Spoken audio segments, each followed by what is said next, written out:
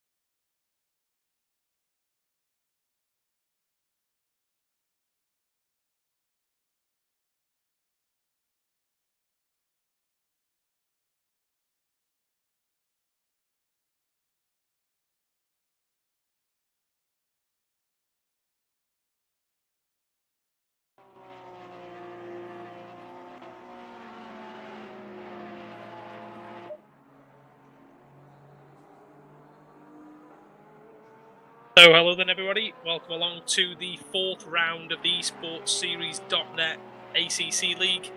We're here at Kyalami Circuit in South Africa for the fourth round, and it is looking to be possibly a wet race. There's plenty of clouds looming overhead, but once again in the commentary box we've got Matteo Lorenzetti with me alongside. How are you, Matteo? Hello, Aiden. Thanks a lot. Happy to find you back here in the commentary booth. Everything is fine. Let's see what's going on tonight in Kyalami.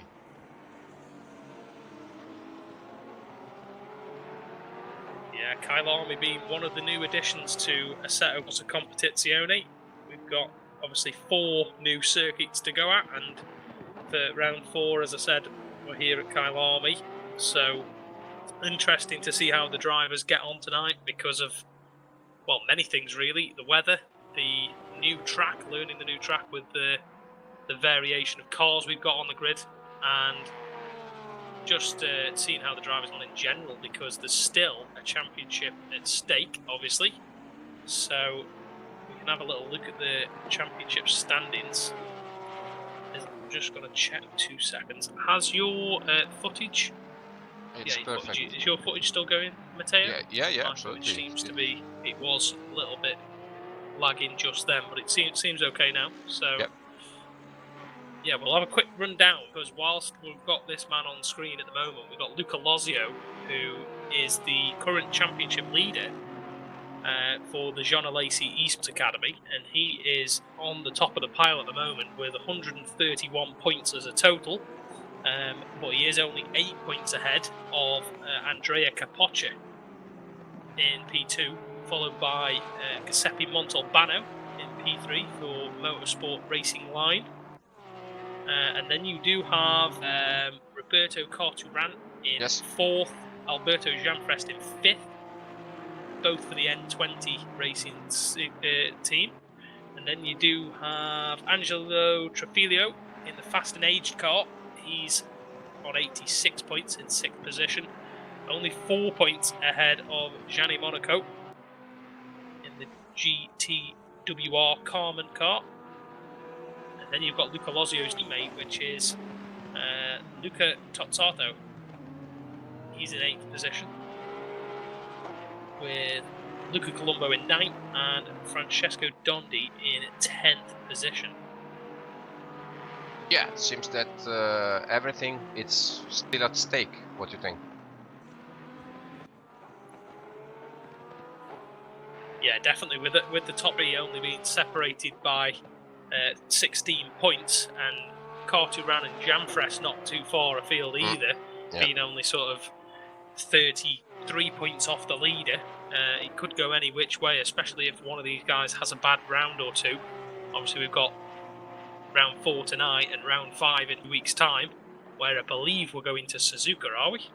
Yeah, exactly. It's the one of the other tracks released by Kunos with the new Intercontinental GT pack. So another difficult track for all the drivers involved. There is also an interesting situation for the team classification. There it's even more evenly matched, because we got the Jean Alesi Sport Academy on top with 205 points, followed very closely by the GTVR Carman with 201 points. And there is a bit of a rift between them, because at 164 points there is the Racing Line Motorsport, and at 152 points there is the N20 team. So everything can happen also on the team classification, because the Fast and Ages is 5th and it's 88 points and seems out of the games for a top 3 position. But clearly the GTVR Carman and the Jean Alesi Sport Academy are bitterly fighting for the top spot in the team classification.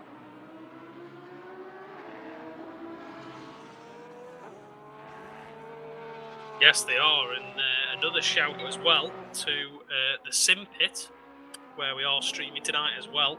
Yep. Not sure which commentary they will be having. The English one. Just shout out to them guys, because they are sponsoring the eSports. Right, we've got commentary. So it's a pleasure to be commentating for them, because I knew Sean Cole since long time, and when we asked him for a partnership, an affiliation, call it whatever you want, he's been more than happy to answer in a positive way. So for now and in the future, the idea is to stream all the English spoken races of esportseries.net on his channel. So we have just 2 races for this championship, but the idea is to restream also the first 3 races that has preceded this round, and other championship that esportseries.net will organize in the future. So we are hoping to have also American drivers maybe participating in our next events, especially if they have a good ping, so that they can compete with us, with the driver in our championship without any problem. So we are more than happy about this new affiliation, because for us it's something that makes us proud to have such an affiliation with the Simpit and all the people that watches the YouTube channel of Shoko. Yeah, definitely. Obviously, the Simpit being the go-to place for pretty much most sim racing information. Definitely. I know I've been a fan of their stuff for a long time. So yeah, very happy to be, as you say, commentating on their YouTube channel. So welcome along, everybody. If you are watching from there, or indeed the Esports Series YouTube channel as well, obviously welcome along to everybody watching. So at the moment, actually, we've only got 4.5 minutes of qualifying remaining of a 20-minute session. So plenty of time for the drivers to get the laps in, but with only 4 minutes left, they're going to have to get a move on if they haven't already got their lap in. We do have a couple of new drivers, I think, as well tonight. One of them being Amir Hosseini, who I'm very familiar with, who does race. World famous. He is more famous. Yeah. So you've got him joining the field. He's currently sitting in P2, and he's driving the Mercedes, which I'm pretty certain is the exact same car he races in another league as well, which I also commentate on. So I've seen good things from him. He's been a little bit unlucky from what I've seen with connection problems, but hopefully tonight we won't have given him any kind of commentator's curse on that one, because he definitely is a very, very fast driver indeed. Along with this man that we're watching, Luca Lozio, just flicked away from him, but he's currently sitting P4, so he's not used to being outside the top 3 actually. So he's going to want to find them extra couple of tenths. He's only just under 0.3 of a second off, as we see Angelo pulling over to the side of the road just next to pit in. Like his qualifying's probably done, I would imagine. Currently sitting in 11th. But only 21 drivers tonight. Yep. Quite typical drop off during the last part of the championship. That usually happens in sim racing, but nonetheless a nice grid, because all the most important drivers of the championship are still here, so quite happy about that. Yeah, definitely. It might be a slightly smaller grid than usual, but as you say, the depth and strength of the field is more than good enough to be giving us a quality race and some great overtakes, I'm sure, because we have been confirmed that it will be a wet race for this one. Should be very likely. After the 2 minutes has elapsed, we'll be away for a short break and then back with the race, which is going to be a 2-hour race. And also there's going to be 10 minutes of warm-up as well for the drivers, just to get acclimatised to the wet conditions, because they obviously are qualifying in the dry. So Mia Hosseini, as we said, currently sitting in P2 in his Mercedes, so he's mixing it with the Porsches in that Mercedes. He's the only Mercedes other than that of Tozzato who's down in 14th position, so he's managed to get a decent setup going on that car and managing to get the silver Mercedes up there and see what he can do this lap around, see if he can put himself ahead of Puzzarini, who's currently on provisional pole. don't believe he has, so he's still got time to finish this lap, obviously. Down into turn 1, using all of the road on the way through there, as we flick away to, I'm thinking this must be another new driver, is it? Marcucci, yeah, it's the first time I heard about him. It's another driver of the GTVR Carman. One of the many drivers that this team has, but I think that they are something like 30, 40 drivers. I don't know how many they are, but good for them because they are really good at scouting very fast sim drivers. So and seems that this is a fast sim driver also because bam, just first race with us already in the top 10, at least for now, top 6. Look at that. Moves himself up with that lap to within half a second of the pole man. So yeah, like, as you say, very, very quick driver indeed. And the benefit of having a bigger team as well, a lot of people don't like to see big teams necessarily, but one benefit that you definitely do get is you can share data if that's something you're willing to do with your teammates. So you can definitely then share that data in the setups as well to get the best out of your car. But we've got the second place man in the championship coming across the line now. Capoccia stays P3. Capoccia is P2 in the championship, isn't it? It's just P2. Questioning myself now, but yeah, I think he definitely is in the Ferrari. So it's front 3 cars, all different to each other. So Kyalami suiting a variation of different cars, and we've now got the lap of Capoccia to still watch because I think he did cross the line in time to start another lap, and we've also got Gianni Monaco as well. Yeah, we got the double live. So this is actually the same team, different livery though. So I'm assuming it's a different team in the league standings, but another entry from the GTWR Carman eSport team. He has got a bit of traffic ahead of him actually coming up to the end of the lap as he comes through what they do call the mine shaft and then into the crocodiles apparently.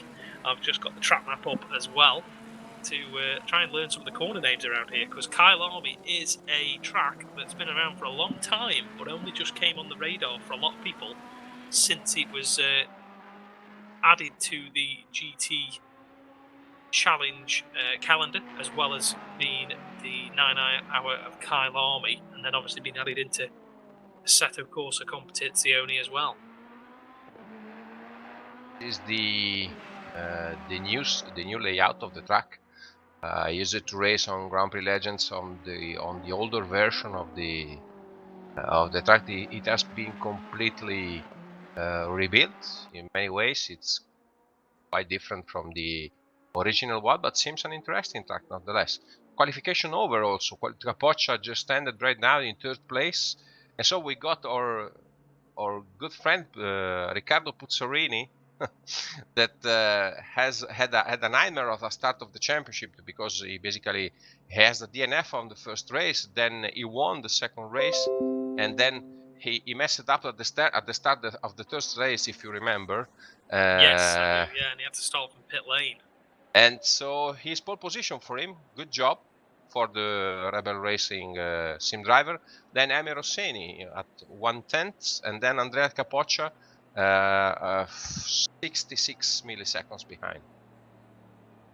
Yeah, so and also Montalbano and Luca Lozio as well there. So the top 5 all split by 0.2 of a second, and the whole grid basically split by 2 seconds. So very, very competitive times from a lot of drivers, especially in the midfield as well. We've got plenty of guys down from Angelo in 11th all the way down, all very close. But as we said, Montalbano's in 4th with Luca Lozio in 5th.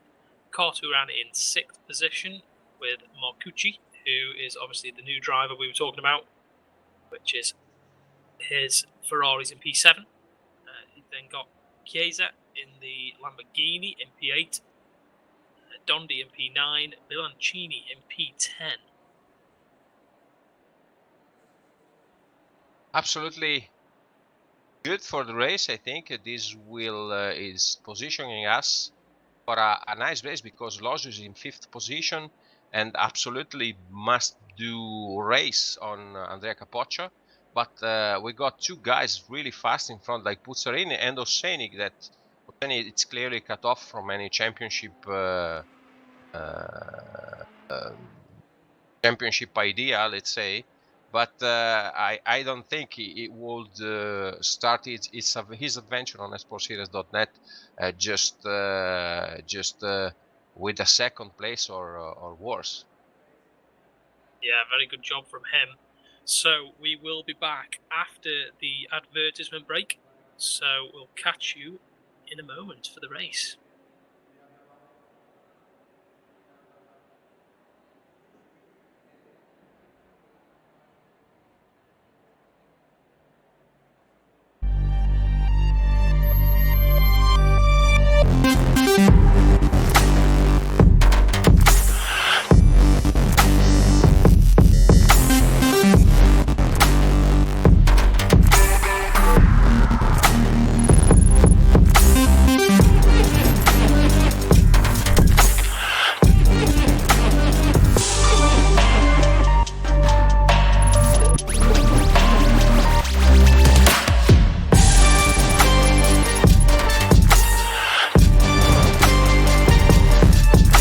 Racing, Scuderia Ferrari Edition, the heart of the race.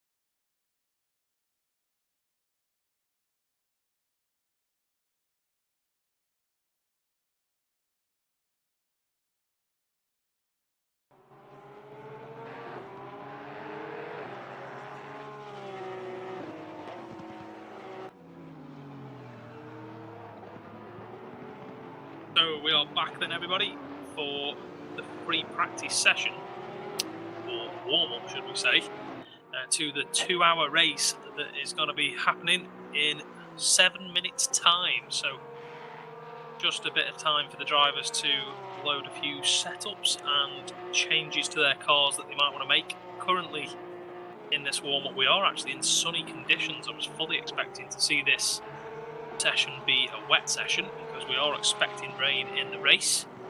So we'll have to see what the drivers can do with rain sprung upon them. Obviously the track can change as well with the drying line throughout the race if it goes from wet to dry or dry to wet, so it's going to be very interesting to see that. And we've actually now got the classification of the standings up as we went through earlier on. So prizes in this series, in the esports series league, for the top 3 drivers. So we do have Luca Lozio in first position, followed by Andrea Capoccia in P2, Montalbano in P3, Alberto Corturan in P4, Alberto Jamprest in P5. So all of those drivers only split by 33 points, so still very much all of those guys in contention, and not too far adrift either, or 6th and 7th place being Angelo Trafilio and Gianni Monaco as well. And then here comes Luca Tozzato, Luca Colombo and Francesco Dondi, and as you can see the rest of the drivers as well on screen. Yeah, pretty much everything can happen because with 15 points at stake every race, you know that it isn't over until it's over. So it will be interesting to see who's up for the grabs of the prizes that we got. We forgot to mention to the Simpit audience prizes that are actually at stake for this championship. That they are quite interesting because we've got a wheel from Taskmaster, a complete set of T150 Pro complete of base, the wheel and the pedals for the first placed driver. Then we got a second prize, a Corsair keyboard, is the Key 17 RGB MK2 keyboard, cherry brown, and the third prize is a joypad from Razer, is the Reiju mobile Android controller. Next time we will show them with a overlay during the live, so everybody. No, actually we've been able to show them, so you can see who's what at stake. Let's hope that the best driver, that for now seems Luca Lozio, will be able to get the big prize. Yeah, definitely at the moment looks that way to me. It seems that he's been very good in his Porsche, but as you say, there's not many points in it really. Anyone has any kind of slip up in that top sort of 5 or 6 positions, then they are going to be obviously losing out valuable points. But looking at the team's classification as well, got Jean Alesi Esports Academy, who Luca Lozio does indeed drive for, and they are on 205 points at the moment, and followed by, very closely indeed, only 4 points back, is the GTWR Carmen team. So that is all to play for still as well. And then in P3 is the Racing Line Motorsport team, closely followed by the N20 team on 164 and 152 points. Yeah, it would be interesting to see which driver. I'm asking to the director to try to understand which drivers are getting points for their teams, because if I'm not wrong, the GTVR Carman has more than just 2 drivers maybe tonight, and therefore the rules of exportseries.net asks the manager of the where to declare which drivers are actually getting points. But I think that we got also the manager of the GT3 here on the chat of the Simpit, is Giorgio Cornacchia. Hello Giorgio, maybe you can tell us which are the drivers that actually are getting points so that we can better understand what's going on also on the team situation for the championship. Yeah, so we're actually on board with one of their drivers right now, who's actually pulling over to the side of the road. So he's going to retire to the pit lane. He's going to tweak his setup a bit more. You can see the car's just gone up on jacks, so that is him making a few setup changes. And here is the pole man, Puzzarini, Riccardo Puzzarini, in the green and black Porsche. He's had, let's say, an unfortunate season so far. He did very well in the first race to only then get spun around, I believe it was. It was the first. It was the first one that he has at DNF. While He recovered in the second one, and he literally messed it up at the start of the third one because he lost the right moment to come on the grid, and basically had to start from last, wasting a lot of practice for the for past race. Yeah, very unfortunate for him to have to stop pit lane, but he is on pole position tonight for this 2-hour race around Kyalami, so obviously anything can happen in that length of time. It's a long race in terms of sim standards, especially because most drivers only do sort of 45 minutes to 1 hour races. These have all been 1 hour and 45 minute races for rounds 1, 2 and 3, but tonight we will be doing a 2-hour stint, so quite hard working, tiring for the drivers, especially when we're expecting rain to fall rather heavy as well, so the driver's going to have to really be on their toes for the car to possibly catch them out if they haven't got the balance quite right. But I would imagine the Porsches will go quite well tonight, with them being rear-engined and the weight being over the rear wheels to help with the traction zones.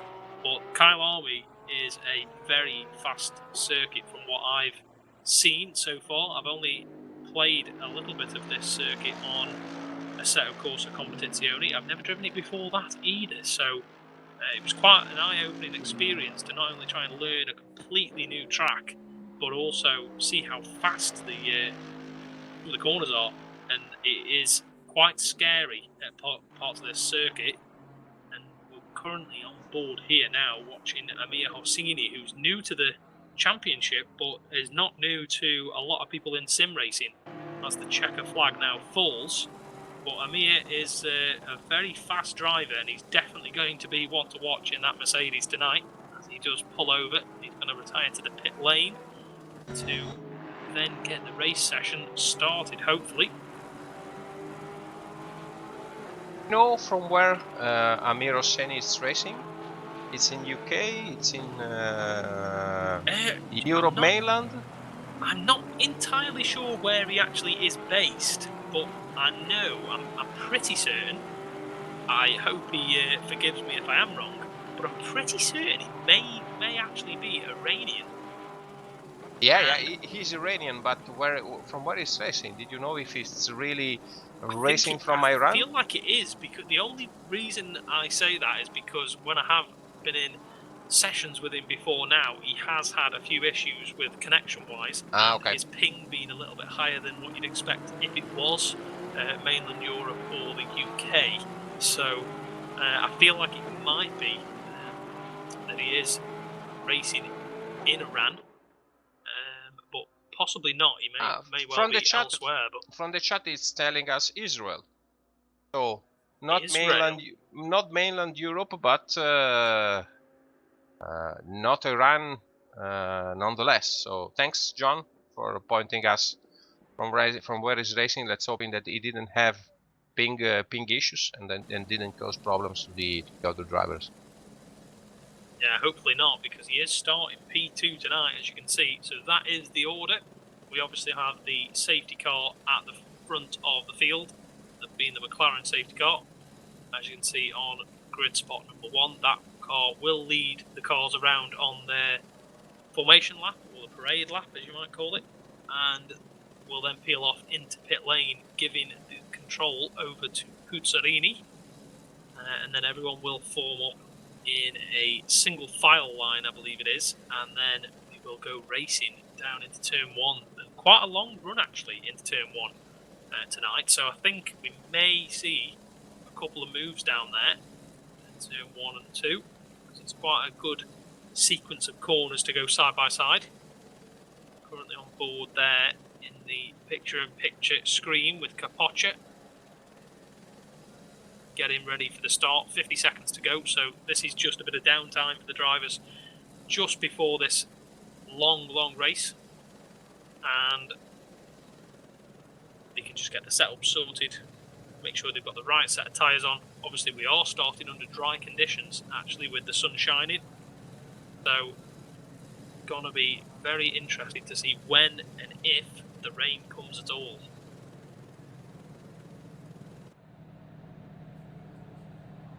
I have actually just noticed as well, it isn't a 2-hour race now. It has been reverted back to the 1 hour and 45 minute usual. Yes. Yeah, so not quite as long, but still a long slog for any driver in the simulator. So the safety car will now lead the field away. As you can see, the 720S pulls away. The race clock will start when the lights go green across the start finish line next time around.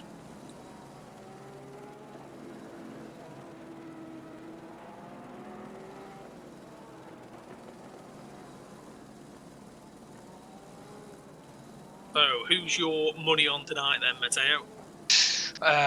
This is hard because Puzzarini is quite strong, and Dosseni it's in a good position, in the classic nothing to lose position.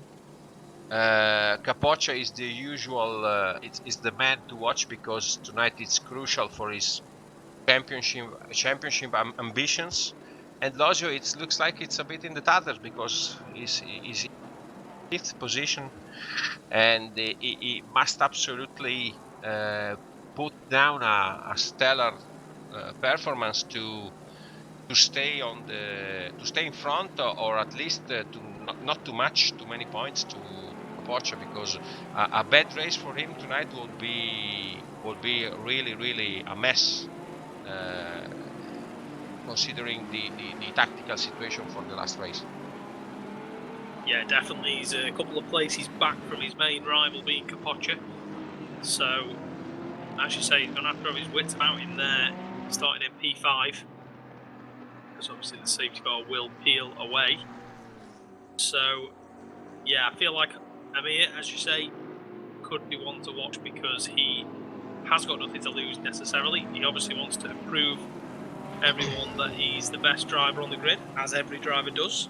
So he's going to be going all guns out, I would think. You can see Montalbano just in the background warming some tyres, and Luca Lozio we're on board with now as well. Just ahead is Montalbano, the other Porsche, so the driver's going to be getting closer together now as the safety car has now accelerated away to get in pit lane ready for the race start. So Amir, as you can see, closing up the back of the Porsche. Through the penultimate corner everyone comes. It's a single file start for this. Actually, Luca Lozio nearly running into the back of Montalbano there, but it looks like we have now gone racing. What's happening in the middle of the pack? Maybe not. In the middle of the pack. What's happened in the middle of the pack? No, absolutely nothing, but they are jostling at the front. There is quite close racing at the moment. And Puzzarini seems able to retain the lead. No, he doesn't. It's a bit of contact from Capoccia, but Capoccia's actually got back on the track now, and there's 3 and 4 wide further back, and there's actually a bit of contact, and it looks like one of the Mercedes is off. Looks like it could well have been Tozzato possibly, but it looks like Puzzarini has maintained the lead now. A little bit further back, you've got the Lamborghini challenging of Chiesa. He's actually had a brilliant start up into third. Yeah. 4th place, sorry. Brilliant start from him. I'm looking, doesn't like that anything major happened. Everybody it's more or less in his original starting position, except for Chiesa that gained a bit of places, so good work for him. I was looking at the first corner in horror, I must be honest to admit, but nothing happened, so good for them. quite clean racing from everybody. Yeah, definitely. Puzzarini, as we said, holding on to the lead. Montalbano gaining a position ahead of Capoccia. And also, who was the other driver? So it was Hossini. Hossini's one of the drivers that got involved. It was the Mercedes, as I saw off the track. It wasn't Tozzato. My apologies. Very it was aggressive, Amir Hossini. Yeah, it's very aggressive now on Trifilio. Yeah, Trifilio up to 9th from 11th position. So Amir wanting to get by him if he can, and he's actually having a look down the inside into the last corner, and he's got the inside on the Aston Martin, and he does squeeze him out of road, but fair game there. Very good move from Orsini, and he's up into P9 now, I believe that'll be. The Aston Martin, as we know from Paul Ricard, has good straight line speed. Will he challenge back on the inside? He thinks about it, but checks back inside again and tucks behind the rear wing of the Mercedes. Luca Lozio still remaining in 5th position. Chiesa getting past him, and Dondi also having a good run as well. The Lamborghini just running a bit wide there though, so that's going to give Luca Lozio the run into Sunset Bend, but not quite close enough. We jump on board with him now. We're going to have probably a little look into the next corner, being Clubhouse Bend, and he's not quite close enough to grab the inside line. But very good start from everybody by the looks of things. All very close still with only 1.5 laps completed. And it's a long one, so everybody is on his toes. But they are already pushing with the car full of fuel. Dondi up the inside. He's just got up the inside, sorry to interrupt you, but he's just dived up the inside into the hairpin, and I think it was, yeah, Luca Lozio got him back. You saw it from the rear view mirror of the rear facing camera, sorry, of Chiesa of the Lamborghini, and he's actually defending Luca Lozio now into the next corner. And with them, no, we aren't. There we go. We're back on Helicam, and yeah, Luca Lozio does hold the position. He managed to get the cutback on Dondi because Dondi threw it down the inside into the hard braking zone, into the slow corner hairpin at the top of the hill, and couldn't get it stopped in time, and Lozio just swept back past him. So good bit of driving there from both of them, but yeah, it was nearly a late lunch from Dondi. In the meantime, Puzzarini seems to keep in quite easily his lead on Montalbano, while Capoccia is comfortably in his usual position, 3rd. Basically, I think Capoccia has been in 3rd position in the World Championship, maybe. Got Angelo as well, challenging into Sunset Bend just ahead of this battle. You can see the blue and orange Aston Martin all over the back of Amir Hossini as he ran wide a little bit, trying to get a run on Bilancini ahead of him. Bilancini being the man just in the bottom of shot there, the white Aston Martin, currently running in 8th position, 276 car. Meanwhile, at the front, we've got Capoccia looking like he's close enough to make a move on Montalbano. And likewise, Montalbano hanging to the back gearbox of Puzzarini as well. So, in equal machinery, obviously, them two as well. But the Ferrari, Capoccia, going with them as well. And he's actually looking to the inside as Montalbano, and he doesn't quite manage to get it stopped, and he misses the apex. That's going to probably give the Ferrari a bit of a chance, is it? No, not quite. So manages to gather it all up, Montalbano, into the in the right camera. We had Montalbano following Puzzarini, that is drawing the lines very carefully with that Porsche. Seems they are doing different lines, but here there is the pack. We are looking at the Ossini that it's forced to come back. Ossini. No, it's Angelo Trifilio actually. Yeah, he's trying to get back past him after he passed him earlier on, and we've got Monaco and Corterango in side by side as well. Oh, on the corrugation, Monaco. Back up the inside, and there's a bit of contact and sideways from the Aston Martin, and the Ferrari now wide, but he's going to get the job done, I would think. The Aston Martin can't put it up the inside there, I don't think, into the S's, and he does slot in behind him.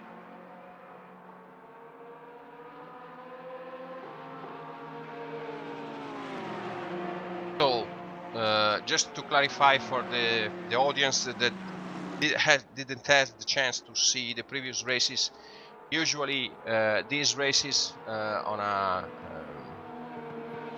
strategy standpoint are one stopper basically, because all drivers are going long with the full tanks, and you should expect for a one stopper. But we've got the rain big question mark, so maybe this time will be different. I see a driver losing the car, and there is some mess on the main straight. It's a Lamborghini. I didn't know who it was. Maybe Chiesa. Yes, it was Chiesa. Yeah. It was Chiesa. It was Chiesa. Something happened. He's stopped on the way into pit in. I think we're gonna caught a replay just then, but we've only caught the end of it, and it looks like he's dropped all the way down to the back of the field nearly. Capoccia Montalbano, quite close. Quite close, the Ferrari of Capoccia. Trying to outside, but there's no room there.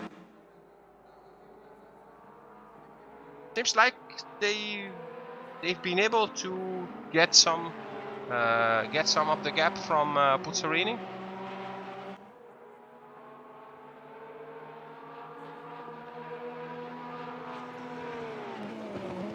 It's Montalbano at 7/10 from Puzzarini, but he doesn't like so from the camera. And Capoccia is right on the bumper of Montalbano. Yeah, Montalbano falling back a touch from Puzzarini, but obviously it's only tenths of a second we're talking about. He's still only 7/10 back. I wonder if the Ferrari's going to try it into the right-hander at the end of the lap. I don't think he has. But we've got Dundee as well, all over the back of Lozio. I'm wondering whether Lozio may well have picked up a bit of damage, from that earlier contact with the stricken Lamborghini. And Dundee's actually lost the car, and he's into the wall, and right in front of, I think it was Marcucci. Yeah, Marcucci nearly into the back of Dundee, because Dundee slapped the wall on the entrance to the final corner. And Amir Hosseini also defending as well, down into turn 1.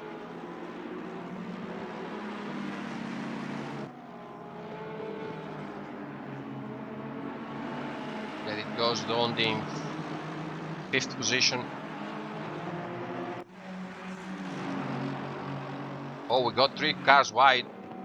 Trifiglio and Bilancini following Hosseini. Maybe Hosseini has damage, because it doesn't live up to the actual expectation of him, like one of the fastest drivers in the world. Or maybe this time he has found a highest level of competition. But I will go rather for the damaged Mercedes for him.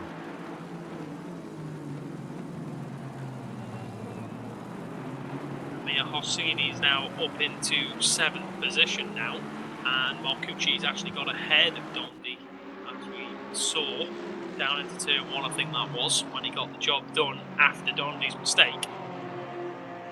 And as I said, I think Luca Lozio may have a little bit of damage. Obviously, he only clipped the Lamborghini as the Lamborghini span, but quite possibly a little bit of damage on that. But Puzzarini pulling away now, 1.4 seconds the gap. And Capoccia putting massive pressure on the other Porsche Montalbano. Capoccia Montalbano trying on the outside. Great break from Capoccia, but nowhere to go. It's bumping Montalbano, and they are he's putting him back straight. Oh, major mess just averted right now. Yeah, it could have easily led to a spin, that definitely. But Montalbano will have, I think he's actually having damage on the back of the car. The crash happened at that low speed, I think. They were more or less at the same speed, but clearly there will be consequences for him, likely to be sorted out at the next pit stop.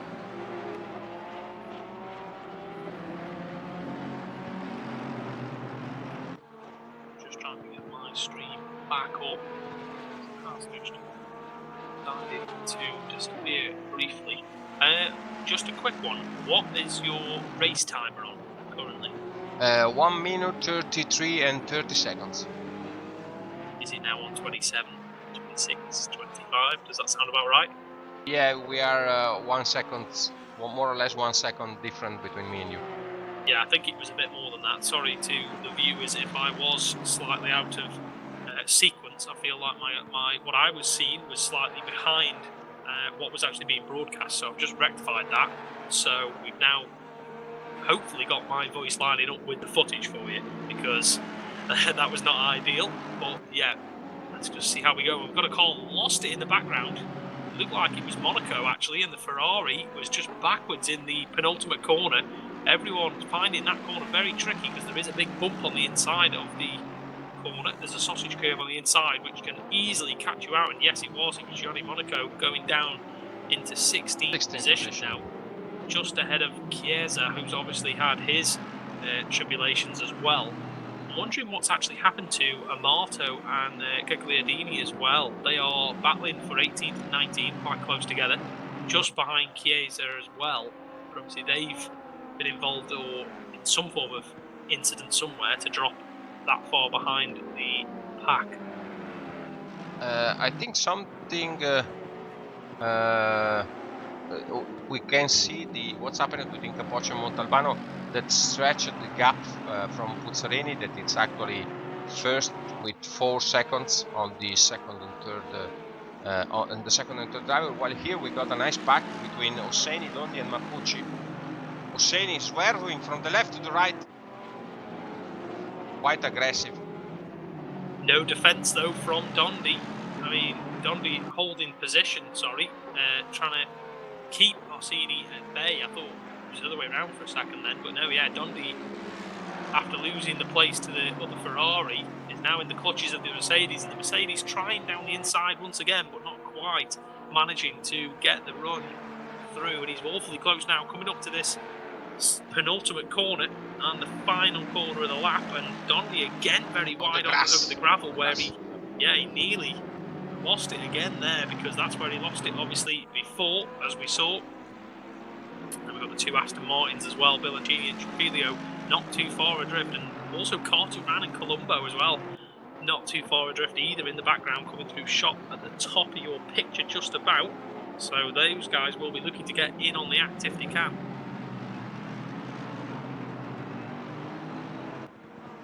Quite close racing, apart from the gap that stretched out after the little touch between Capoccia and Montalbano. Everyone is quite close each other. There is a bit of a gap between Losio and Marcucci, but otherwise almost everybody it's in the second until the 10th position. Everybody it's in the 5/10 second gap, a second of gap from the car that it's in front. So everything at stake, considering the race how it's long, and especially for the chance of the rain.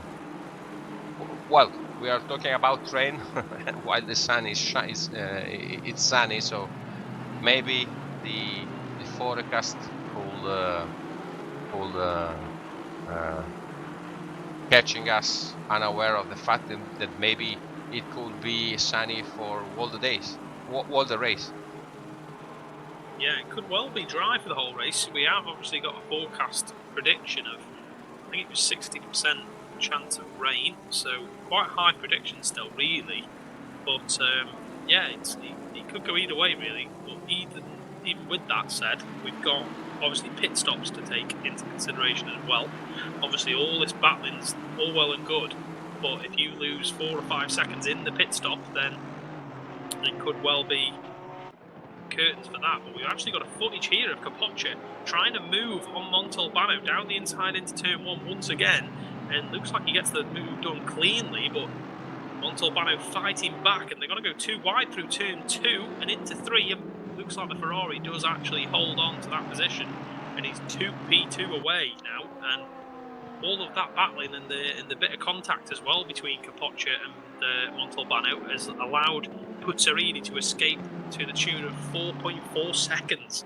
So leading the way at the moment, Puzzarini flying along, but with only 1.5 hours left.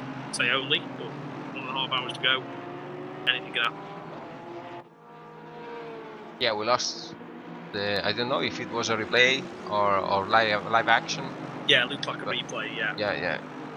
I think that maybe the damage that has Montalbano on the rear is taking his toll. There is a touch between Dondi and Osseni. Osseni tried to get on the inside of Dondi in a rather unlikely spot, and he is losing position. Osseni is being touched. Is passed also by Trifilio and Carturan.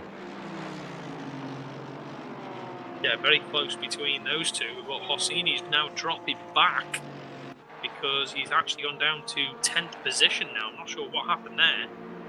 But he's now dropped all the way back after challenging Dondi. He's now behind 3 Aston Martins once again, and closely followed by Colombo as well. So not good for him. Quite aggressive driving style, I would say, from Osseni, but with this kind of cars, it doesn't always pay so much because the skill level is high. Everybody's braking more or less at the same point, so. Look how he's adjusting the wheel while braking. Is clearly very fast in the braking situation, but with those heavy cars, they are not driving a formula, so it's quite difficult to get the right braking point and being so fast to overbrake another car with those GT3s.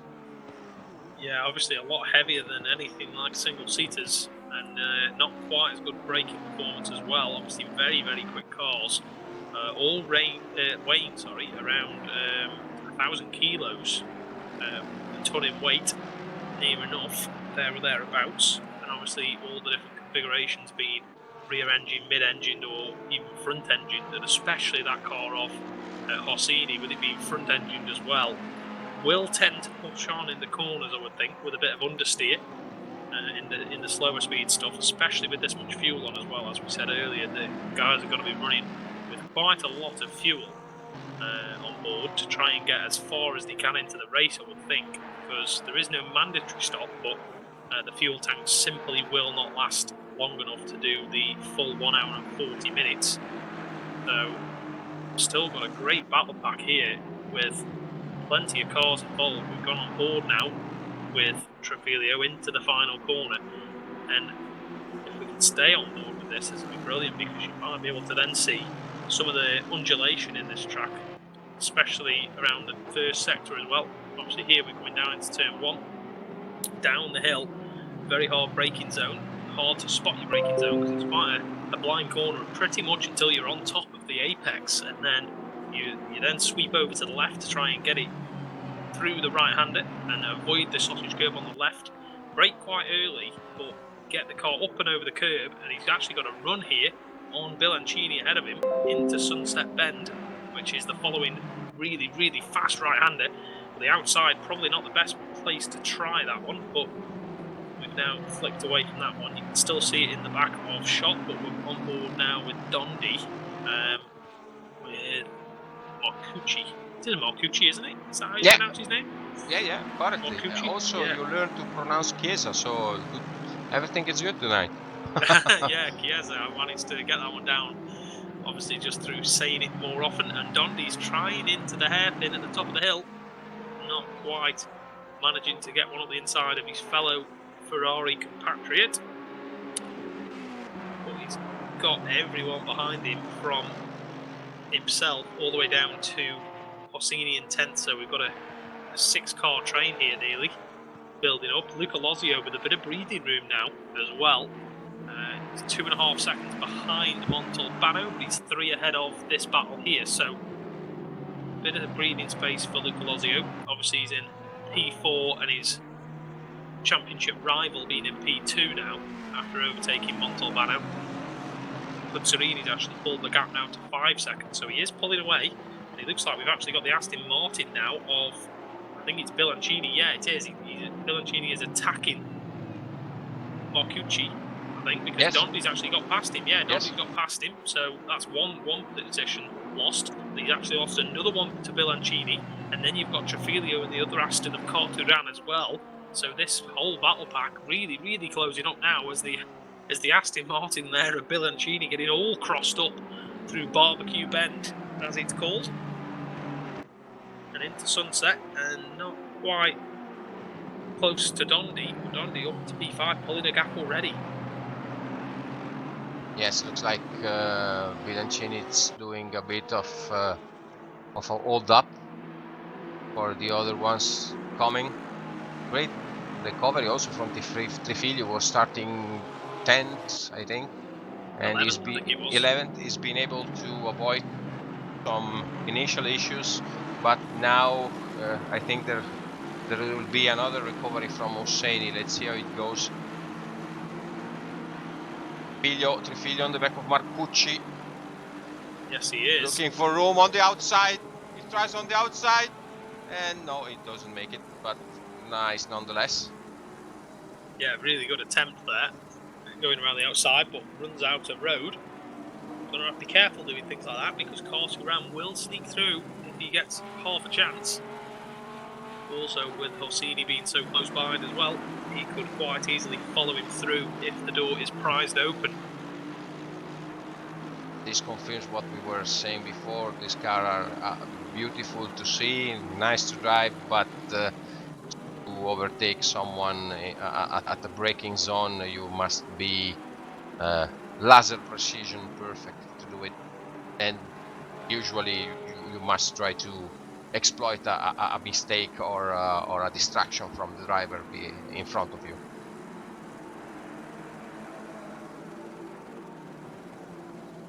In the meantime, we got news from the race direction that actually is seeing the evolution of the forecast, that the rain is given at 70% of chance by more or less the end of the race.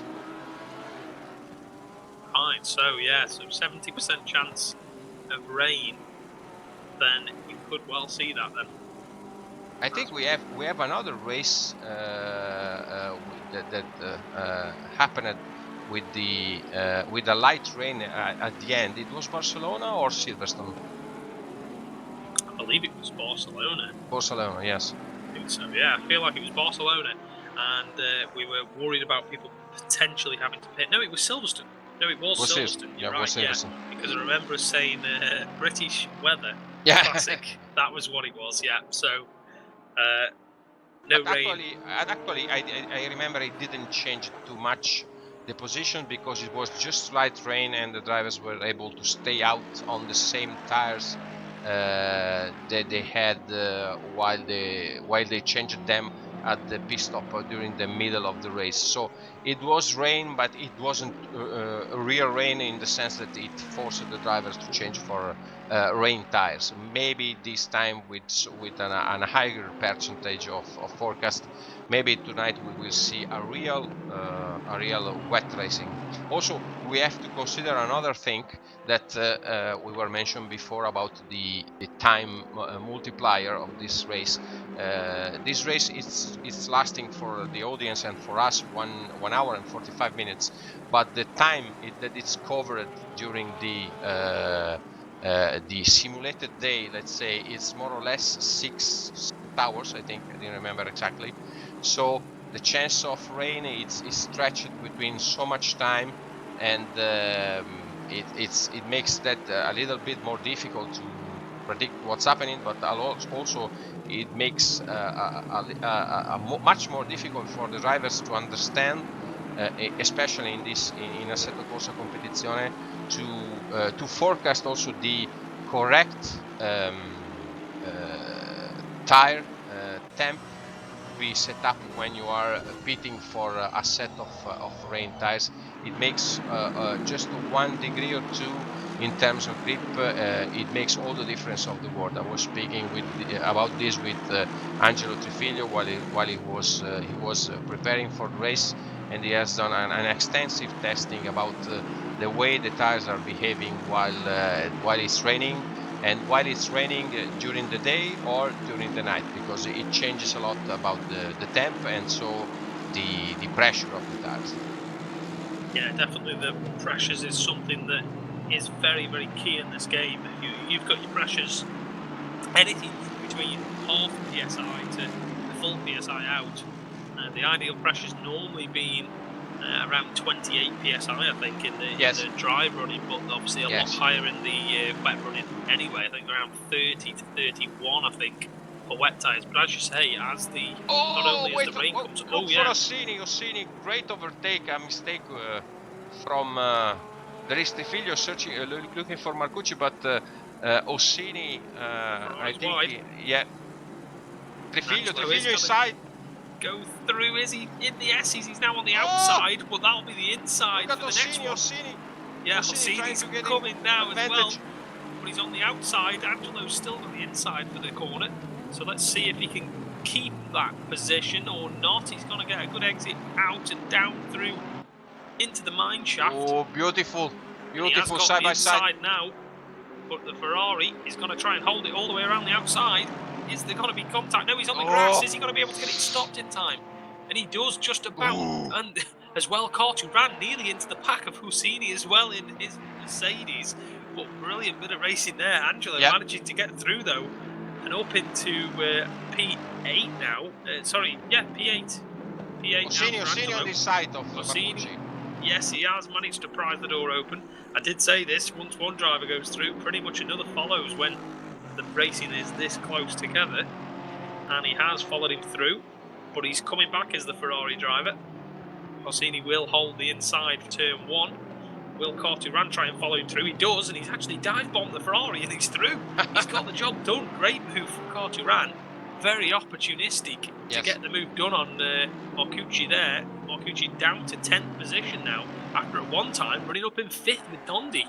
So he's dropped through the field like a stone there, and he's going to have to be careful because not too far behind this battle is Colombo in 11th as well, only 1.1 behind. So Beautiful not racing. the best few laps for the Ferrari, but the Aston of Trifilio, now up to 7th position. Kudos to Marcucci for leaving room to Trifilio in the long sequence of corners. You can clearly see the racecraft of both. Also the racecraft and the opportunity that Carturande and Ossini has just been able to get while slipstreaming Trifilio.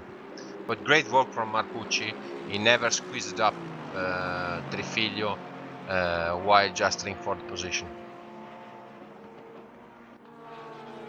Yeah, very, very good driving from everyone involved there, because there was a couple of dive bombs, a couple of late braking manoeuvres, but plenty of side-by-side action, and everyone managing to come away cleanly. And Hosseini then was on the inside of Angelo coming into the final corner, and Angelo did nearly get a bit of contact on the front of the Mercedes, which is now really, really close coming down in turn 1, followed by the Aston of Carturan. We've said about the speed of the Aston Martins.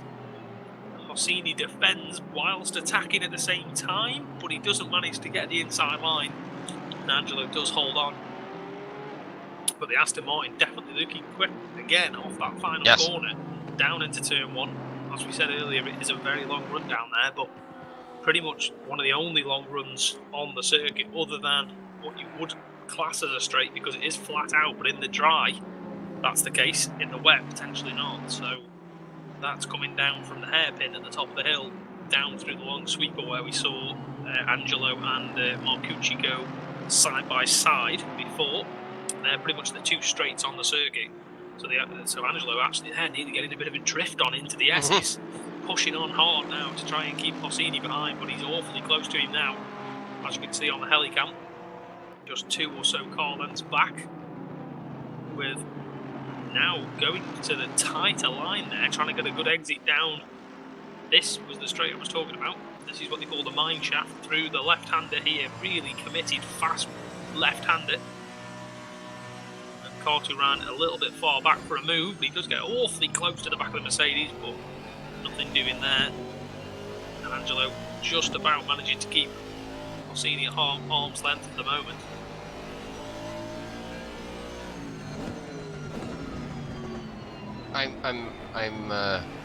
I'm admiring the way that Ossini is driving that Mercedes. Looks like an impulse car, while it really isn't. But you can clearly see he's able to do different lines from the other drivers, especially when approaching the corners. It's always trying to put the pressure to the drivers in front by late braking and keeping the apex more aggressively than them. Yeah, filling the mirrors of another car ahead of you can not really do any harm, to be honest, because it's always gonna almost scare the driver ahead if he is indeed even looking back. I find a lot of drivers do say to just focus on driving forward, but it's quite hard when there's an awfully big GT3 car in your mirrors that close behind that looks like they're almost going to run into the back of you every time you brake. So I know how hard that is myself, and I'm really bad for that myself, looking in the mirror too much and not focusing forward, and I end up losing more time than we should be in the battle. So speaking of battles though, we've got Capoccia in second obviously, and he has actually closed Puzzarini down by it's only half a second. But with the gap only being 5 seconds, as we said earlier, when the pit stops roll around and potentially wet weather rolls in, that 5 seconds, 4.5 seconds now, could quite easily dissipate rather quickly. So it's still all to play for, really, with an hour and 12 to go. So we've already had over half an hour of this race gone. Plenty of action so far. So we hope everyone that is tuned in is enjoying the stream so far.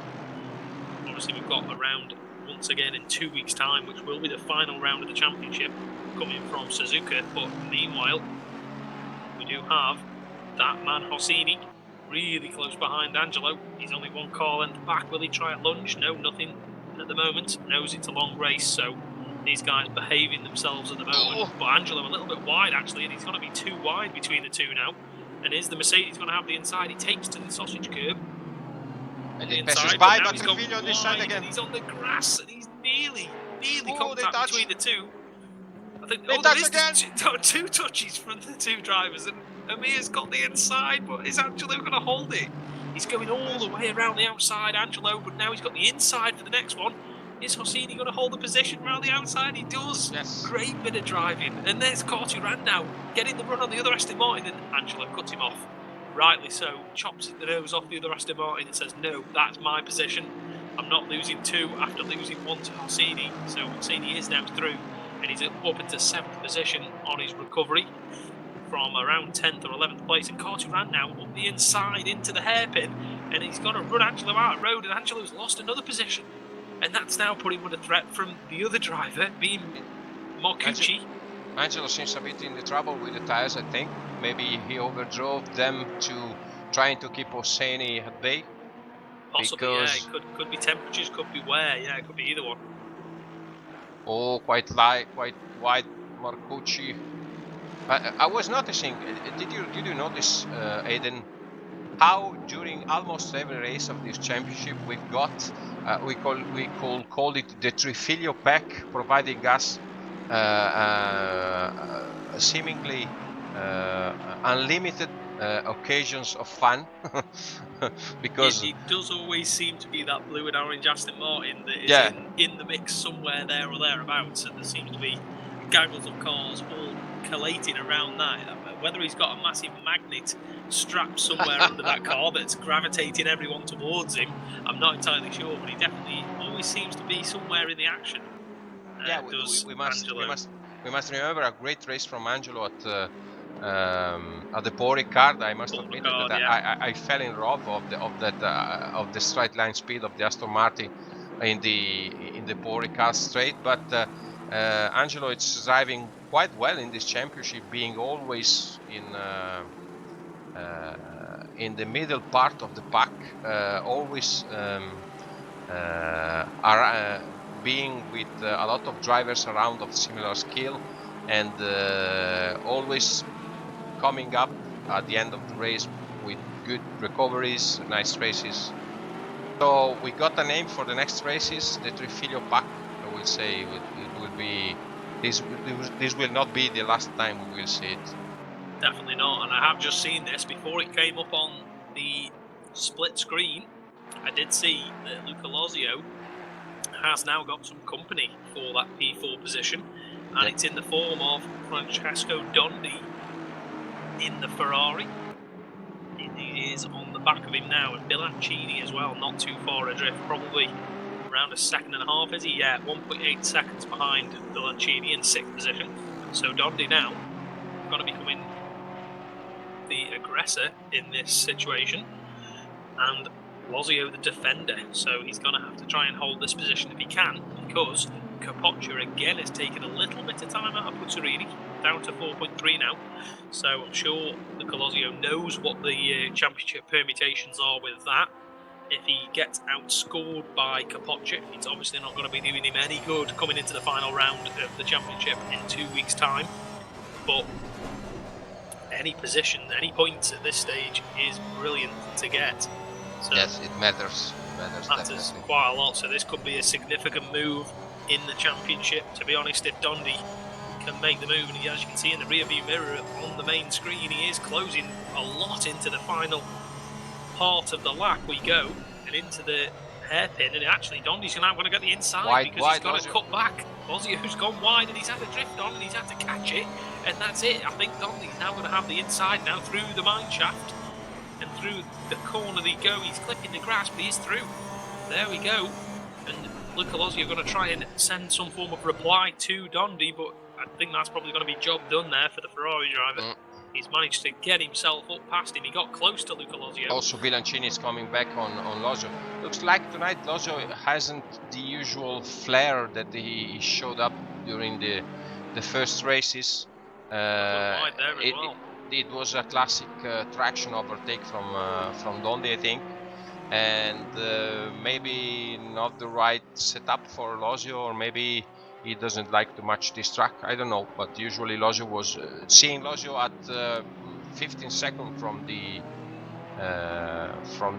front runner. It's quite unusual to see in this championship, and this could be very important championship wise, because there is Capoccia second, and those points are really absolutely mattering for the big final prize.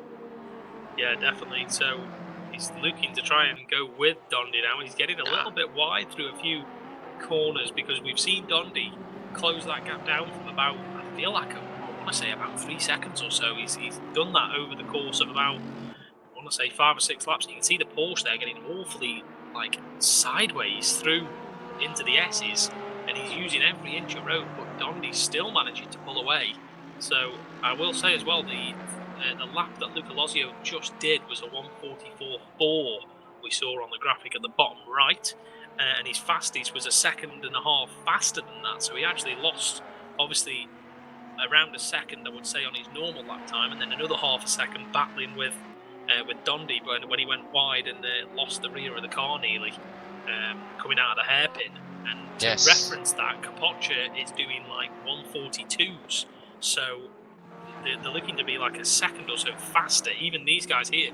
So Marcucci, he's doing 43.7 last lap, 43.3's best lap, so even these guys are lapping quicker than Luca Lozio. And as you said, Bilancini being only 1.4 behind Luca Lozio. A bit further back is Amir, who's just got the gap just under 3 seconds now, and then Carturan, and then this battle we're watching right now. So Lozio's really going to have to be careful here, because all of these guys are pretty much within striking distance of him still, with obviously just over an hour to go, and pit stops could come at any time, and if the weather does come, it could go one of two ways. Obviously the Porsche should be quite good in the rain, but it's if the rain comes. At the moment we've had 45 minutes near enough into the race, and nothing coming as of yet. Yes, I think it worth mentioning that especially for the Simpit audience, that it's the first time that it's actually seeing our races, that in the past Lozio he's been able to always get the top 3 on the podium, to getting at least first or second or third or whatever, but he always showed that by the end of the stint, so by the end of the tire life, looks like his driving style it's way more demanding, especially on the rear tires, than the other drivers. So for him it's more crucial than for other drivers to trying to manage the rear tire consumption. And we are actually getting close to the pit stops, because usually during our race lasting 1 hour and 45 minutes, the pit stop window comes at more or less 55 minutes by the end of the race. So clearly it seems that Lozio is suffering from his usual later part of the stint problem of tire consumption. Yeah, definitely. There you go. He is back on pace a little bit though that lap, because you can see there now at the bottom right, a 1:43.7 I think it was, and a 43.3 being his best, so only 4/10 down on his best lap. But Dondi flying along at the moment, 42.7, that lap time being his best, and that must have been when he was catching up to Lozio. So, and a 42.9 as well, the last lap around for Dondi, so that's why he's pulled a gap now of 1.8. But this man is going to be the man on the move, I think. Lap times wise, 42.7 last lap around for Amir Hosseini. Previous lap was a 42.6, so absolutely flying along the Mercedes. He's going to be catching Bilancini and Lozio, and probably everyone ahead of that as well. Bilancini, best lap of a 42.9, so he's into the 42s as well. So it looks like Lozio, as you say, isn't quite in tune with the Kyalami circuit just as of yet. So maybe it could well be that it's a new circuit to the game, obviously added in the Intercontinental GT pack from Kunos just a few weeks ago. So maybe he hasn't had as much track time as others around here, or maybe, as you say, it could well be the tyres situation again.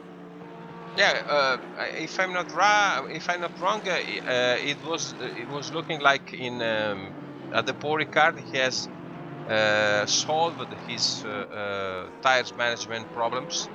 I didn't remember if it was Paul Ricard of the previous race. Yeah, I think it was Paul Ricard. He definitely had better tyre life, but I'm wondering whether the really long straight at Paul Ricard may have helped him cool the tyres going into the final part of the lap, and then they would heat up again, and then the main straight would cool the tyres again, and then you're into the tight twisty stuff again, and then you're back on the really long middle part of the lap straight. So I'm wondering whether that might have helped him, whereas round here it is a full-on onslaught to the tyres. It's constant fast corners, very similar to Silverstone. And obviously Silverstone is another, which was round one, is another track where he struggled with them tyres, especially at the end of a stint. So we're coming kind of to that point now, really. 45 minutes in, well, 1 minute away, and either being Puzzarini, obviously again in the Porsche, but his pace doesn't seem to have dropped off. Best lap of a 42.5, and actually Amir has just done that lap time himself. Last lap time around was a 42.5, and that was his best lap of the race as well. So Puzzarini was on a 42.5 best lap, and his previous lap just now was a 42.7. So he's only dropped 2 tenths of a second off his best. Obviously the fuel's burning down as well, so that's making the cars lighter. So everyone is going a bit faster now because of that, with the fuel tanks probably holding around an hour of fuel, just 1 hour. More or less, yes. Yeah, so at the most probably an hour and 10 minutes worth of fuel. So everyone on reasonably low fuel now, but obviously the tyres are wearing, so it depends what state you've got those tyres in. Lozio actually in the pits now. There we go, Lozio pits. So speak of tyres, and there you go, he's in pit lane. So let's see where he feeds out. I would imagine it will probably be the very back of the field, to be honest. I reckon everyone will catch up and pass him, because it's going to be a mandatory change of tyres, I would think, with the race being so long, and obviously fuel as well.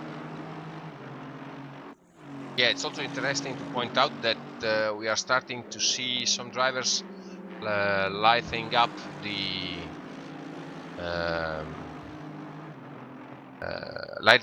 car lights, because it's slightly coming down for the sunset is going down. So I think that, as I mentioned before, the time multiplier, it's quite accelerated. So I think that in 15 minutes time, more or less, it will be almost completely dark, and this will add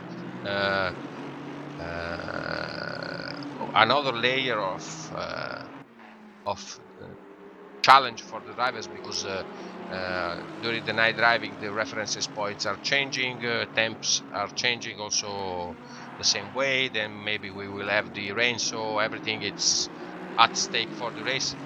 Even if Puzzarini has slightly pulled away from Capoccia, and also Capoccia has pulled away from Montalbano. Yeah, Puzzarini has pulled the gap now back up above 5 seconds, 5.5 seconds.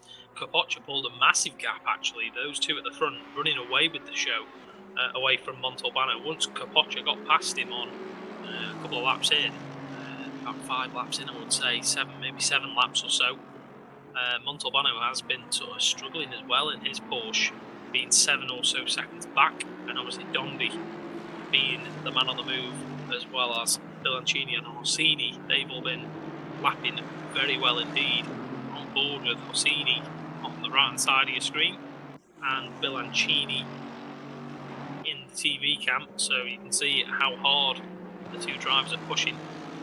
Amir, as you say, has got one of these very flamboyant driving styles, and I feel like it's just his way of extracting the best from the car. He'd rather the car be loose and sliding so he can extract the best out of it. And he probably helps the Mercedes a bit because he can get the front to turn by rotating it on the rear end. So especially out of slower speed corners like the hairpin here, you'll probably see him put quite a lot of lock on and then correct the car slightly on the exit, which he doesn't actually need to. He gets on the power nice and smoothly, and he's in the slipstream of the Aston ahead, which he knows a fast car, but he's revving the Mercedes to the max as well, not using the extra gear, feeling like he can leave it in 4th gear down there, and then into the penultimate corner. This is the tricky section I was talking about, with the bump on the inside and the track really coming at you fast on the left hand side on the exit, and heavy braking into the final corner. And actually the Aston's gone wide here, so that's going to give the Mercedes a really good run and a good chance down into turn 1. With 56 minutes to go, Amir Rossini looking to try and get that P5 as the Aston Martin defends massively on the inside, and he's going to send it down the outside. The side by side right now, and they nearly touch, and there's very nearly contact, and Amir trying to get the inside for the next one, but cannot. He's cut off by Bilancini. Having a guy like Rossini on your bumper, I think it can unsettle pretty every driver, from the most talented to the humble mid-packer, I think. But look how aggressive it is, and is confident in late braking without banging the back of the car in front. Beautiful driving with him, very aggressive. Yeah, very, as we were saying about his driving style, it is what you would call an aggressive driving style, and it's nothing wrong with that whatsoever, as long as you can avoid contact and avoid tagging the other guy around, then there's nothing wrong with that whatsoever. And he's got his lights ablaze, as we said. The nighttime will be rolling in shortly, and the Aston has now flicked their lights on. The following Aston of Car 2 Round hasn't yet decided that he needs his lights.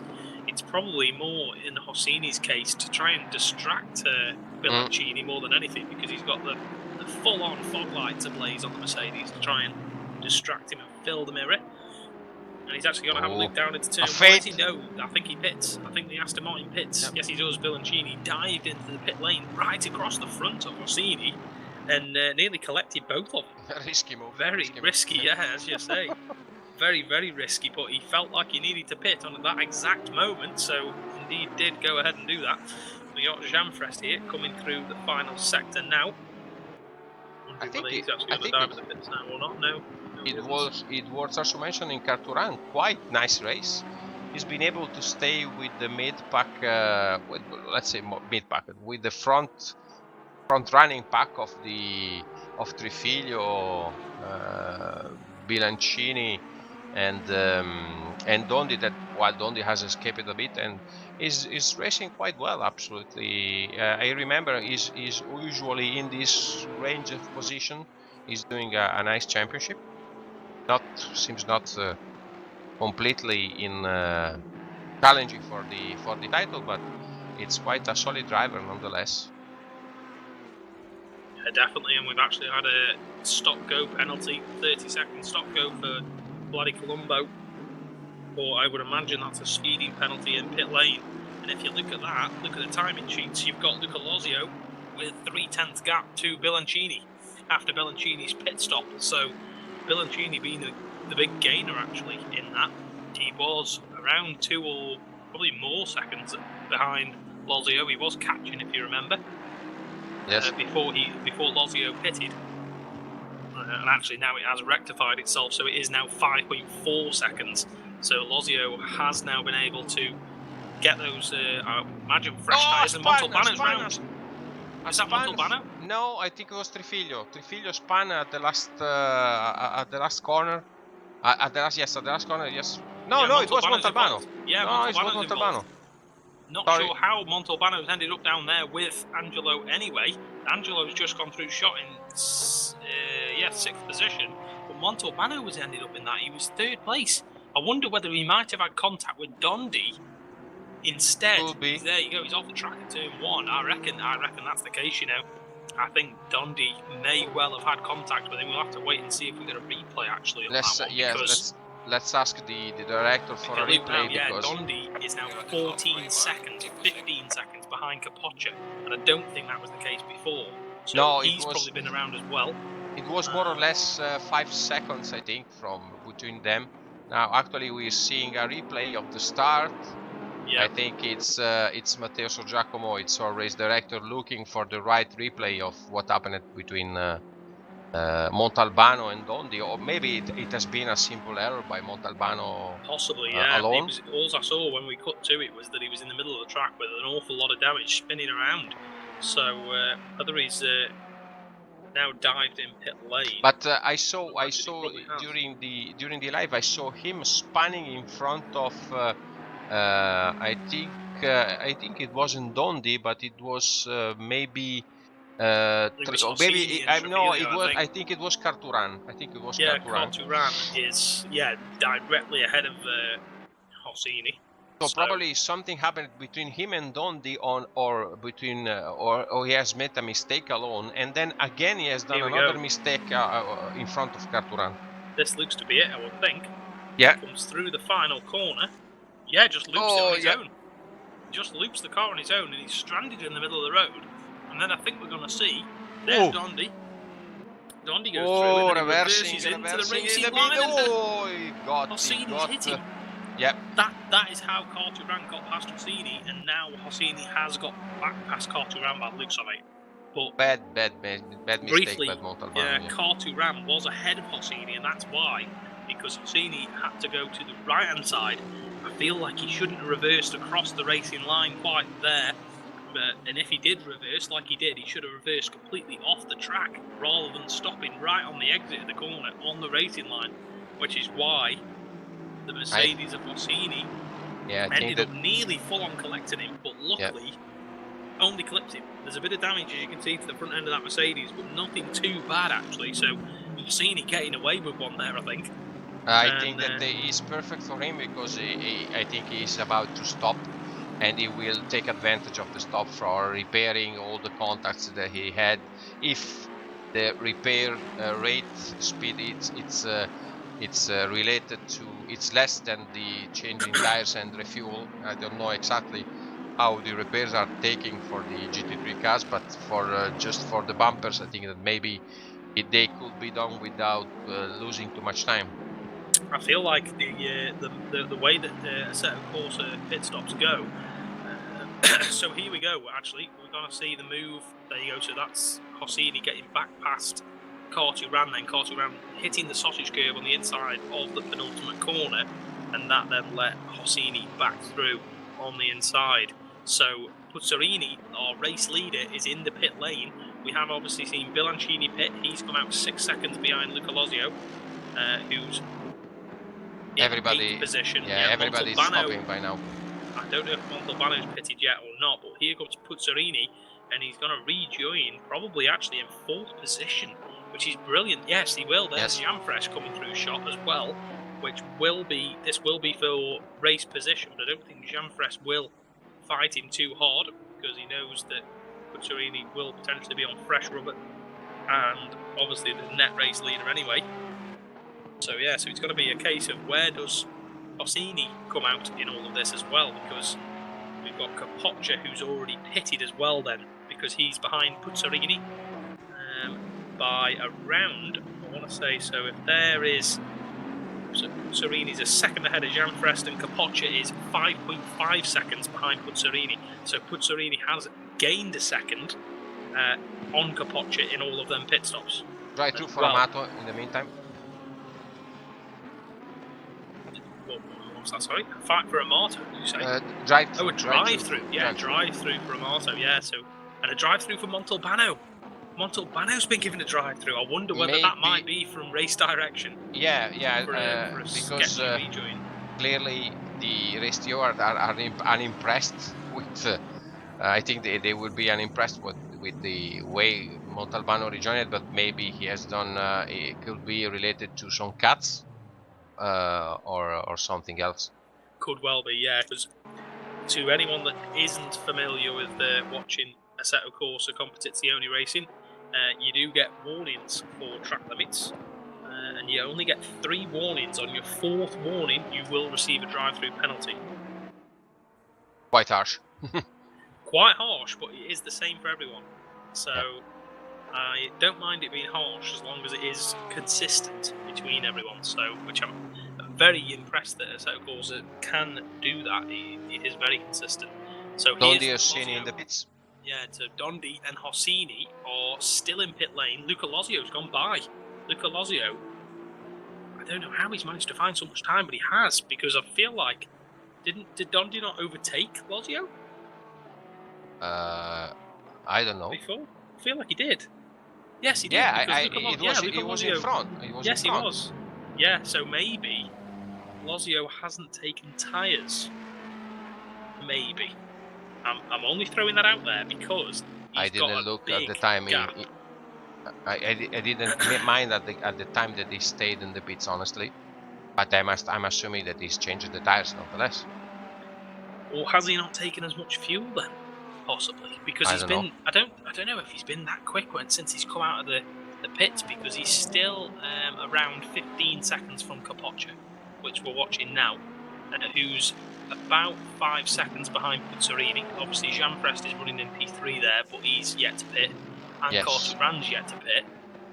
Tozzato yet to pit as well. Then we've got pretty much the normal service resumed, with Bilancini coming out 5.5 behind Lozio. Hossini's well down, actually. Hossini and Dondi seem like they've lost a heap full of time. Has Angelo pitted yet as well? No, I don't think he has. No, he should have, because otherwise we should have found him higher in up, front of potentially. Yeah, so it looks like Hossini and Dondi, I'm reckoning Hossini may have repaired his damage, but Dondi's lost heaps and heaps of time to Lozio. The gap now being about 23 seconds, and I'm sure that we saw Dondi pass Lozio on track before the pit stops even started. So maybe we lost 23 seconds is madness. Maybe we lost some Dondi mistake before entering the pits. Maybe. Quite possibly. Yeah, could well be something like that. But we can only go off what we've got at the moment, and that's Puzzarini, the net leader of the race. We're on board here with Corteran coming down towards the end of the lap, so he may well dive in the pits this time around. But Puzzarini is going to be coming under pressure, I think, shortly, because if you look at that last lap time of Capoccia, 1:41.7 for Capoccia in the Ferrari. He's got Janfrest there in the white and red Ferrari, but just ahead of that is the green and black Porsche. Just about flashed through shot just then. You should see him on the exit this corner. There he is at the bottom, going through the mine shaft. And the gap being around 4 seconds now, so that was about 5.5. Actually, no, sorry, 6.5 when they came out of the pit lane. And Capoccia's been on it since that moment. Yeah, it's losing vital time in the battle with Puzzarini, but I think that this is the big chance tonight. There it goes, Janfrest on the pits. But tonight is the big chance for Capoccia to get vital points for the championship on Lozio, because if Capoccia wins, there is a big prize at stake for him in terms of points, and it's vital for him to try to win this one. Yeah, 100%. With the gap now being 4.1, with Gianfres pitting and getting out of the way of the battle.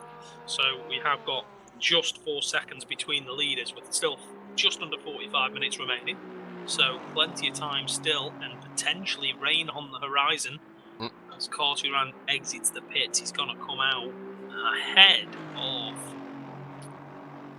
Trifilio. behind Bilancini and ahead of Trifilio, yeah, who he was battling with on track. Let's see if we can see. Also, Luca Colombo didn't stop it yet, but I think Angelo stopped it because otherwise he would have been in front. So we missed Trifilio pit, but by now almost everyone stopped except I think for Colombo. Yes, what happened to Dondi and Oseni? We could understand that because he had clearly some damage to repair, but I don't know what happened honestly on Dondi. Not sure at all. Hopefully we will get a replay at some point later on, maybe. Look at the lightning. Look at the lightning has really dimmed down. Maybe this is not just from the night coming, but look also at the clouds from distance. Yeah, the clouds definitely looking rather menacing. And if you look last time around, Capoccia with another 41, a 41.8. Let's see what he can do this time around. He's going to be awfully close now. 2.8 seconds is the gap between the two leaders. And Capoccia is absolutely taking chunks out of Puzzarini at the front of the field in the Ferrari. Obviously behaving better in this weather condition, although he does go a bit wide there. Big pride. There it goes. But there we go. Puzzarini, last lap around, 42.1. Capoccia was in the 41.6 fastest lap of the race for Capoccia. So he was 1.3 seconds faster, and as you can see there, the clouds looking awfully menacing. So we could well see some drops of rain in a minute, and the nighttime falling as well, which is going to throw a real spanner in the works for these drivers. Devastating use of the fresh rubber from Capoccia, isn't it? I think he's doing the right thing, to be completely honest, as well, because if the rain does come, there goes the lights from Puzzarini. He's flicked his lights on for us now, so he's obviously feeling like it's getting a bit darker. But yeah, I feel like if he uses the tyres up now, use the tyre life before you have to possibly pit for wet tyres. Definitely the right call from Capoccia, but we've got a battle as well with Montalbano in the Strecken Porsche against, I believe it's Marcucci. Yes, it is, 10th and 11th place. So that battle also unfolding. Again, the Ferrari driver looking like the more pacey of the two. It's again Porsche, Ferrari at the moment, but the Ferrari's definitely coming to life at the middle part of this race. 2.3 seconds now. Let's see what the gap is across the line for 1.9. 1.9, yes. So very, very quick laps coming in from Capoccia. And I think that's Hossini. Yeah, Hossini and Dondi.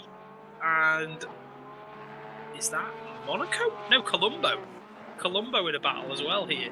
So Hossini down the inside of Dondi. Yes, he is. And he's actually going to have the inside now for the penultimate corner. Is he going to dare stay on the inside? He is. Oh, on the grass. On the grass. Dondi losing it. No, losing it. They touch it with Montalbano, I think. No, Colombo. Colombo, that is, in the other Porsche. And he's giving him the flash. If you look, you can see the Porsche driver not happy with the Ferrari there because he was flashing his lights. Rightly so, though, because Dondi came back on the circuit after being on the grass and squeezed the Porsche all the way over. Potentially didn't even know he was there. He was only battling Hossini in his mind, but he squeezed the Porsche out of the way. And unfortunately for Colombo, he has lost 2 positions behind these guys. But he'll try and hang with them and try and catch up to Trafilio, who's Capoccia, look at Capoccia. Look at Capoccia gap. He's catching him. Yeah, 9/10 of a second is the gap. He's right there. You want to catch him before the rain.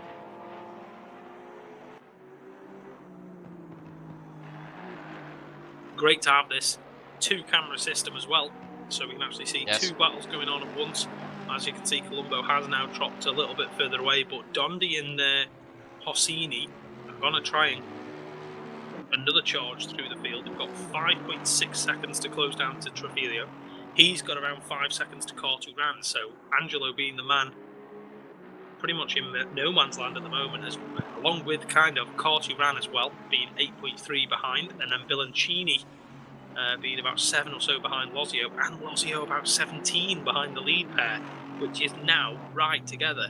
You've got 0.7 of a second splitting Puzzarini and Capoccia. I wonder how hard Capoccia's going to fight for this one, because you can see the clouds rolling in. He knows he's close enough to make a move, but I feel like if he gets a half a chance, he'll take it, because he knows he's faster and he can potentially pull a gap before the rain comes, if the rain comes, that is. Maybe this is related. The difference in performance between Capoccia and Puzzarini maybe could be related to the topic we were discussing before about tires pressures. If he's very close here into the hairpin, he's going down the inside. He's going to take the lead of the race with 40 minutes to go roughly, and the Ferrari takes the lead. What a move! Puzzarini didn't have any answer there. If he defended, I think Capoccia probably had the amount of grip to actually go all the way around the outside of the hairpin, but he didn't need to. He took the inside, and he's now going to hopefully pull away from Puzzarini, I would think. He's going to... He seems on a different league right now. He really does, yeah. Last lap was a little bit slower, but still a 42.0, so flying along. Let's see what this lap is with the pass. I would imagine it's probably quite similar. He didn't seem to lose a lot of time at all. Puzzarini's got to try and go with him, I would think, here. Have a look, 42.4, so yeah, a little bit slower. We lost it, but I think that Montalbano has retired. Yeah, Montalbano has retired. He's not anymore he's not in the timing sheets anymore. A classic retirement, I think, for maybe nervous breakdown by the mistake, then the penalty, and not nice for a driver that has run so well during this race. He clearly has thrown it away to the benefit of Lozio, but also of Bilancini, Carturan and Trifilio that are actually in 3rd, 5th and 6th position, and Dosseni is also 7th, slowly catching back Trifilio.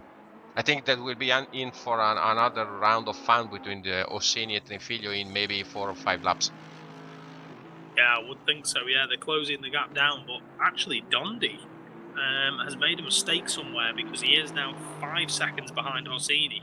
He was only a couple of car lengths. When they both got past Colombo, they were only a couple of car lengths apart, but now it looks as if Orsini's pulled a big gap and he's catching Angelo hand over fist, to be honest with you. We might see him in the back and shot into this next corner possibly, maybe not quite, maybe here we will. So there's Angelo, and then in the background there's the Mercedes, so not a big gap whatsoever, and Puzzarini's dropped to 1.6 seconds behind Capoccia at the moment. But I think the big gainer in all of this, especially in terms of the championship, is definitely Lozio, with Dondi having such a long pit stop for whatever reason, and Hossini as well having a long pit stop, and also Bilancini, to be fair. Bilancini was quite close to making inroads into Lozio, and he's 8.4 seconds behind him in 4th place, so the pit stop's definitely shaking stuff up there, and giving Lozio probably a nice opportunity at getting a podium if the rain doesn't come, but it's gone very, very dark now. Whether that be more clouds rolling in, or whether it is just the sun setting even further. Yeah, I must admit that Sottocorsa competizione in night condition, it's absolutely stunning to see in motion. Look at the blades of the lights, and the game is really absolutely wonderful to look from the outside in this condition. Yeah, when the cars have got the lights ablaze, and the surrounding area as well have lights, obviously lighting up different areas of the circuit, and around here as well you can actually see the city as well as you come over the top of the circuit up near the hairpin, which we'll be at in a few corners time. You can see all of the lights of the city as you come down the hill, so quite a picturesque circuit at night time around here, and no signs of rain just yet, but we'll see if it does roll in sooner rather than later. Hossini taking more chunks of time out of Trafilio. and Dondi actually dropping back from Hosseini. So I feel like it is just Hosseini's pace is proving too much for Dondi at the moment, because he's pulled away now to 6.4 seconds after only passing him a handful of laps ago. Now it's so haunting looking at how dark it is, the track. Now you can clearly get used from the indicators on the windscreen telling the name of the driver, because otherwise it becomes quite difficult also to understand which kind of car it is from distance, at least. Yeah, definitely. In the longer shots, it is quite hard to see. But as you can see, the attention to detail on this game is absolutely phenomenal. As you can see on the Aston Martin, and Trafilio's off at turn 1. Bad mistake. Speaking of an Aston Martin, he's all the way off into the gravel at turn 1. Must have had some problem with his brakes there, but that's handed the position to Hosseini, who was closing him down. Maybe also a loss of reference point with all of this dark. Quite possibly. Could be a classical error of missing the brake point, because during night time it almost completely changes the way that you perceive your reference points. Yeah, definitely. Yeah, it could be any number of things, to be honest. But he's back going again now, and he's not lapping too badly, to be honest, lap time wise. And we're on board here with Colombo in the Porsche. Look back to Helicam needs, because he is only half a second behind Marcucci. So I'm going to try and get back past, but you can see, as I was saying before, the trip into the gravel for Angelo, it's the attention to detail on this game is absolutely brilliant, because you can see the exhaust pipes glowing. If you look on the internal camera here, yeah, all the display dash lit up, and obviously the onboard light as well for the driver to use, the blue onboard light. And just think how it could be this game from using a visor. It would be absolutely mind-blowing. Yeah, if you could pick a different visor for obviously night and day running, that would be brilliant. That would be one thing as well. I think also possibly for the longer endurance races, to have some form of effect where you could do a windscreen tear off in the pit stops. That would be quite brilliant to add as well at some point, because the pit stop animations are brilliant as well with the tyres being changed. Obviously you get 2 engineers per wheel at any one time, so you can you only have 2 guys working on the car and 1 fueling the car at any one time. So that's if you are taking fuel, that is, obviously, or tyres. But yeah, very, very good animations in the pit stop, so I wouldn't really pass them adding some form of guy tearing a windshield tear off in the pit stops as well. Because in these length races, 1 hour 45, you will get a lot of tyre marbles flicked up into the windshield, as well as all sorts of different other dirt and grime, maybe also as well. Insects and things like that. At the moment, the race is a bit the gap it's as extended between almost all the drivers. There's nobody in direct contact. I think the only Puzzarini and Capoccia are the closest one, along with Colombo and Marcucci.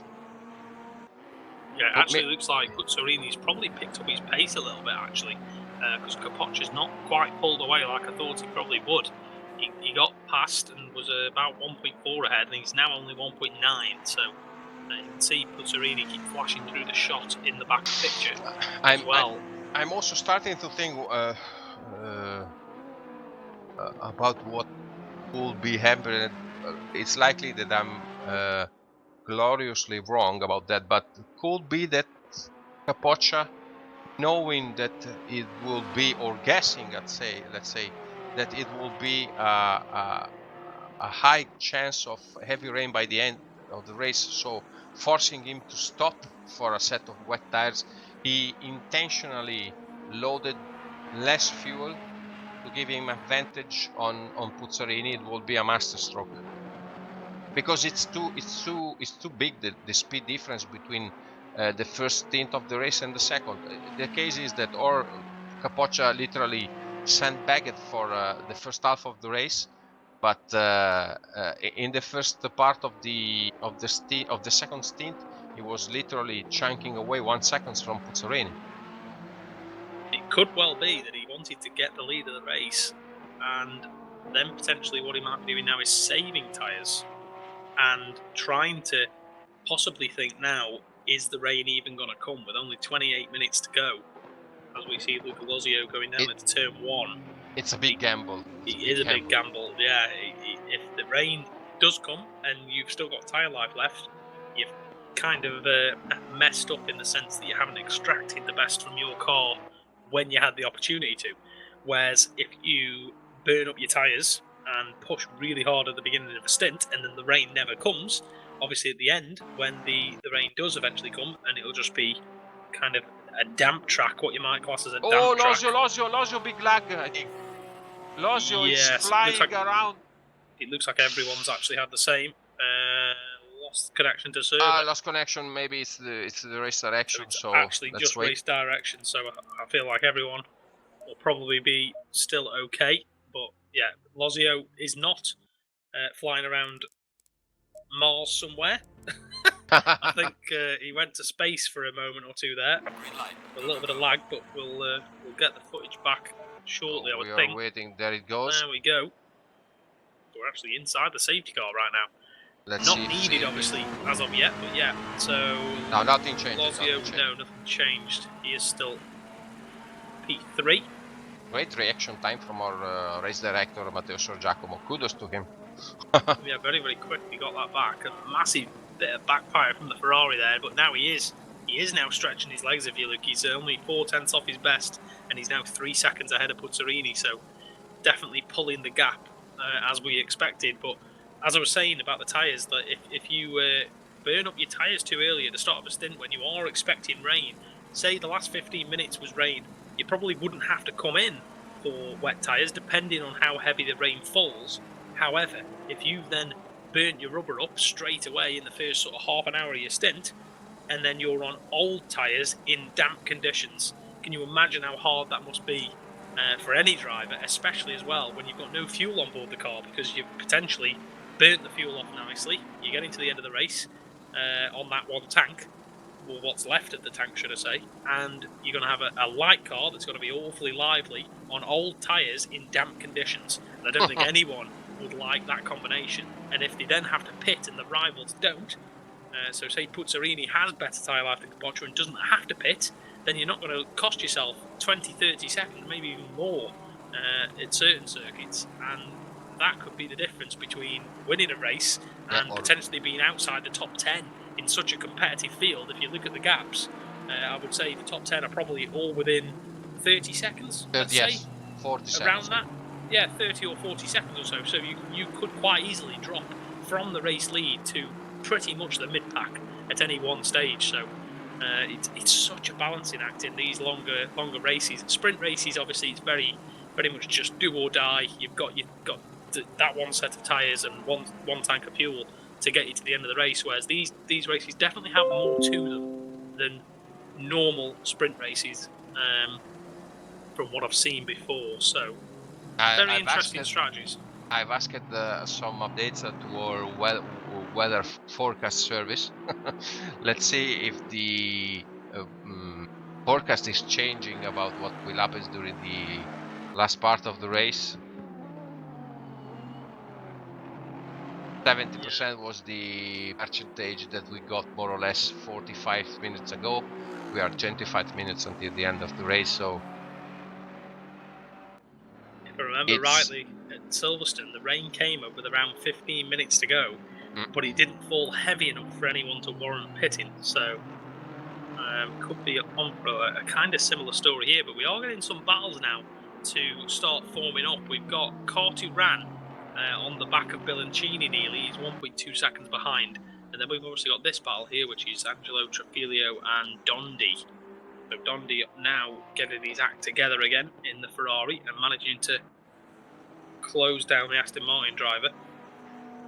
Puzzarini still dropping back from Capoccia just a bit, but I mean his best lap was a 42.2, so only 4/10 off his best. But if you compare that to the best of Capoccia, Capoccia being a 41.6, I believe it was, being his fastest lap of the race, so quite a bit slower. He's now nearly 4 seconds back, is Puzzarini.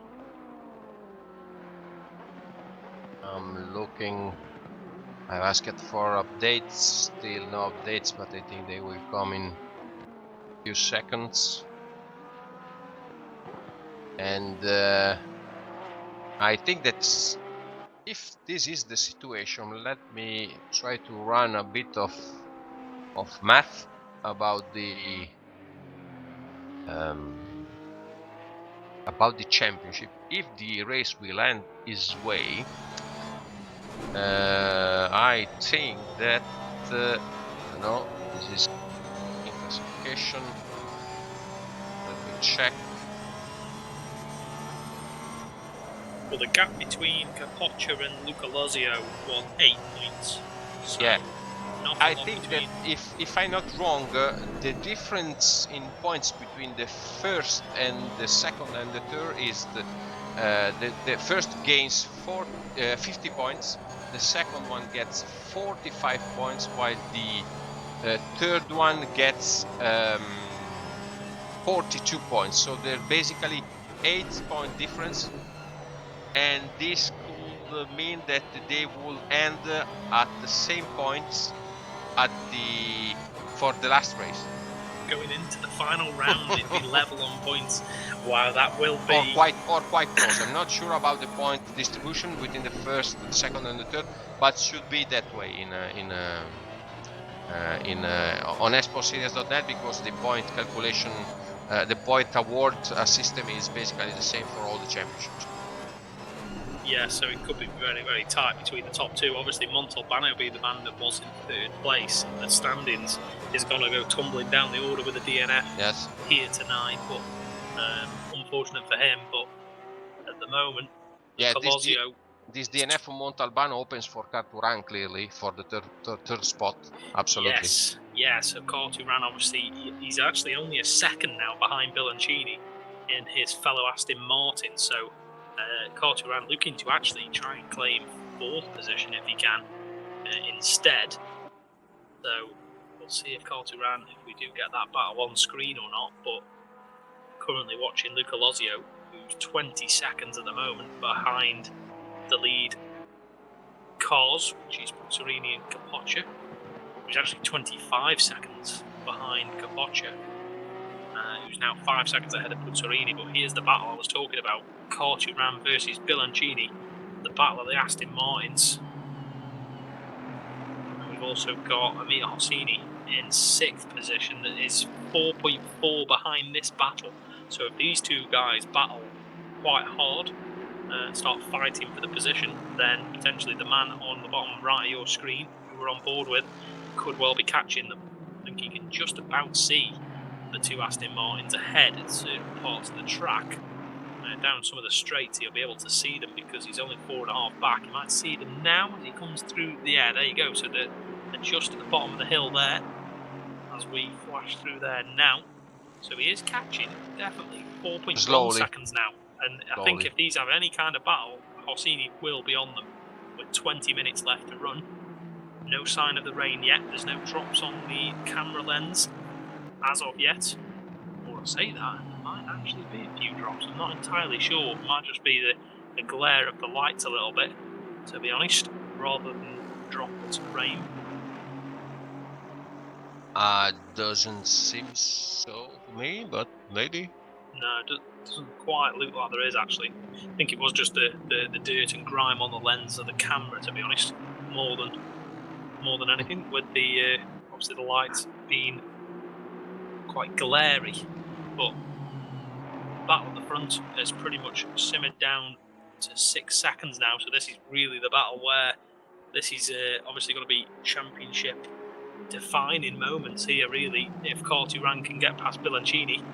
And he is close here as they come through Sunset Bend and into the clubhouse corner. And not quite going through there, and then they're going to come into the S's here now. So quite drastic high curbs here through the S's, through the left and then the right.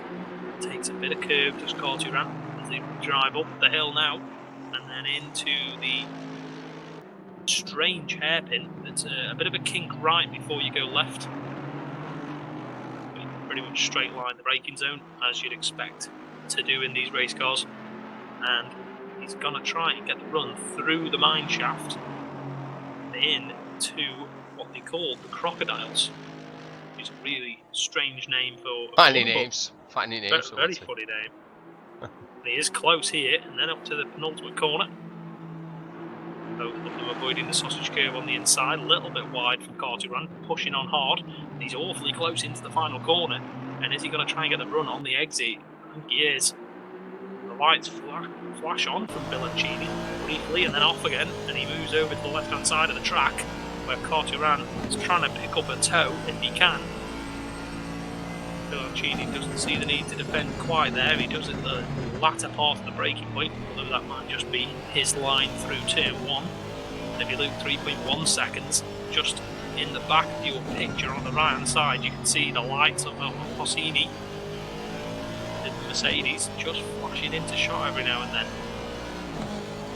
So he is wanting these guys to battle if he can to try and help him claim a top 4 spot. Which wouldn't be bad. Definitely wouldn't be bad after some of the issues we've seen him having a bit of a torrid time at the beginning, dropping down the field. Then he made some positions back up again. Then he was back down in 10th position, and then he fought his way back through. And then after a bad pit stop, ended up fighting his way through as well. Although we think the bad pit stop was probably down to some damage he sustained from Montalbano being parked in the road. So after he nearly collected him. That was his second defining race moment after what happened at the start of the race. I think that without the mistakes, the mishaps, the crashes that he had, maybe Hosseini could have been easily in the top 3, maybe top 4. Yeah, I would think so, yeah, because he's on for a top 4 potentially now, because he is catching these, like I say, 2.2 seconds now the gap, and Bilancini still holding off Car2Ran, still line astern to Aston Martins. Got to come under threat in a second from Hossini, and Dondi now as well is on the back of Trafilio, as we said. Might be the case earlier, so hopefully get a shot of that soon as well. He's only half a second behind the Aston Martin, 0.3 of a second behind the Aston Martin now, as they flash across the line, I think they are.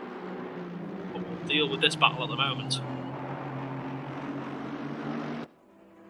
Looks like we've been wrong about the rain.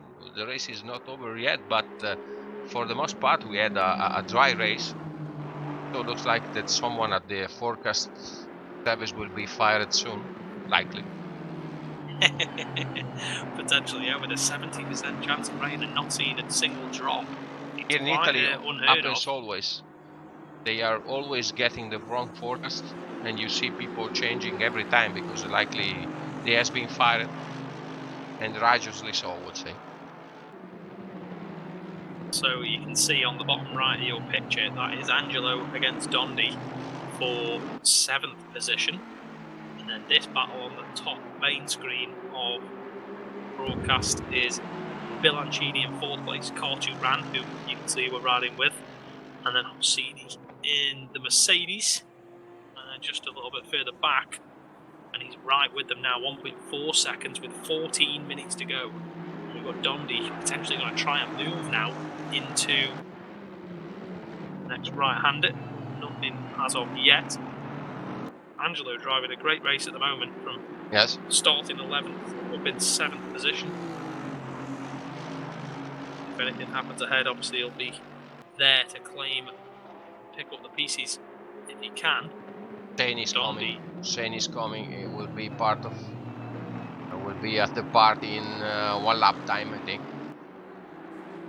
Also because Car2Ran and Bilancini are messing up with themselves. Bilancini doing defensive lines and losing time also to Carturan, all to the benefit of Amir. Yeah, Solid definitely. race. You can definitely see the talent that is in this Iranian driver. Definitely, he's one of them drivers that, like we said earlier, has got quite a bit of aggression in his driving style, but it definitely works for him. If you looked at the last lap, it was at 42.2, and he's very close here now to the back of Wide Carturan, who's Carturan. had an issue. He's gone a bit wide. And Aston Martin, he's thinking about an inside line manoeuvre. Is Hosseini, but nothing quite as of yet. See if we can get a good exit. And there you go, you can see the city as you come dropping down the hill. Absolutely brilliant looking circuit. And there's Dondi going past Angelo into the hairpin. Is this? I think it is. Yes. Yeah, up the hill. Yeah, he's managed to go around the outside, Dondi, in the Ferrari, and he's taken the position away and claimed that 7th place away from Angelo now. Beautiful. A brilliant bit of outbraking manoeuvre there on the outside line, obviously, but the Ferrari being brilliant on the brakes. And meanwhile, Hosseini is now all over the back of Carturan. He hasn't managed to get the job done on Bilancini. Bilancini's got a bit of breathing room, and that's made him under threat from Hosseini. And Hosseini's going for the double switchback, and he's managed to go to the inside line, and he's sent the dummy on him, and he's got the job done. Absolutely brilliant move from Amir Hosseini. This is amazing, guys. What a brilliant Look at move. that. I'm from begging Amir. the race director for a rebate because you have to see that to believe it. Shame we didn't Beautiful have the dummy. onboard there, because it would have been nice to see his onboard wheel at the bottom right potentially, as well as the move. But nevertheless, what a brilliant move from Amir Hosseini, managing to send the dummy on Carturan. Carturan almost allowed that on himself a little bit. He did leave room, so fair play to Carturan as well in the Aston Martin. Great bit of driving from both there. Amazing move. But Amir Amazing. now up into 5th position, and he's now going to try and get past Bilancini as well. Let's see if he can do the same to him as what he's done to his fellow Aston Martin driver, Carturan. Carturan still Amazing hanging with Hosseini. I take it you like that one, did you? Yeah. I'm still thinking of what we've just witnessed, because doing such a move, it's so dangerous. It requires so much confidence in your driving skills. Beautiful. I think it may be the better overtake that we saw during the World Championship. Probably, yeah. I would say it's probably right up there with one of the top draw moves that we've seen. And he's close now as well to Bilancini. Probably not close enough to try a switchback dummy, I wouldn't think. To be honest, he might do. You never know. It's Amir. He can pull moves from anywhere, really. I think he's probably going to be wise about it, though. He knows 4th place is on the cards here. Probably not any higher than that, unfortunately. But a podium's a bit far out of reach for him at the moment. But anything can happen still with 10 minutes to go. And obviously, the chance of rain, but it's got to come down in bucket loads if these guys are going to be diving in the pits at all in the next 10 minutes. But Hosseini is the man on the move. We've already seen the move from Dondi, and then a brilliant move from Amir himself. You can see just how hard he's pushing the Mercedes every single time. He's right to the edge, extremity of the track, and he's all over the curbs and using bits of grass as well and dirt and all sorts to try and get the Mercedes round here as quickly as he possibly can. We've got the rear-facing camera here, and is he going to try and move into the hairpin? No, he thinks better of it. He's going to try in putting the front end of that Mercedes is amazing. Yeah, he's really got that car set up well for his style.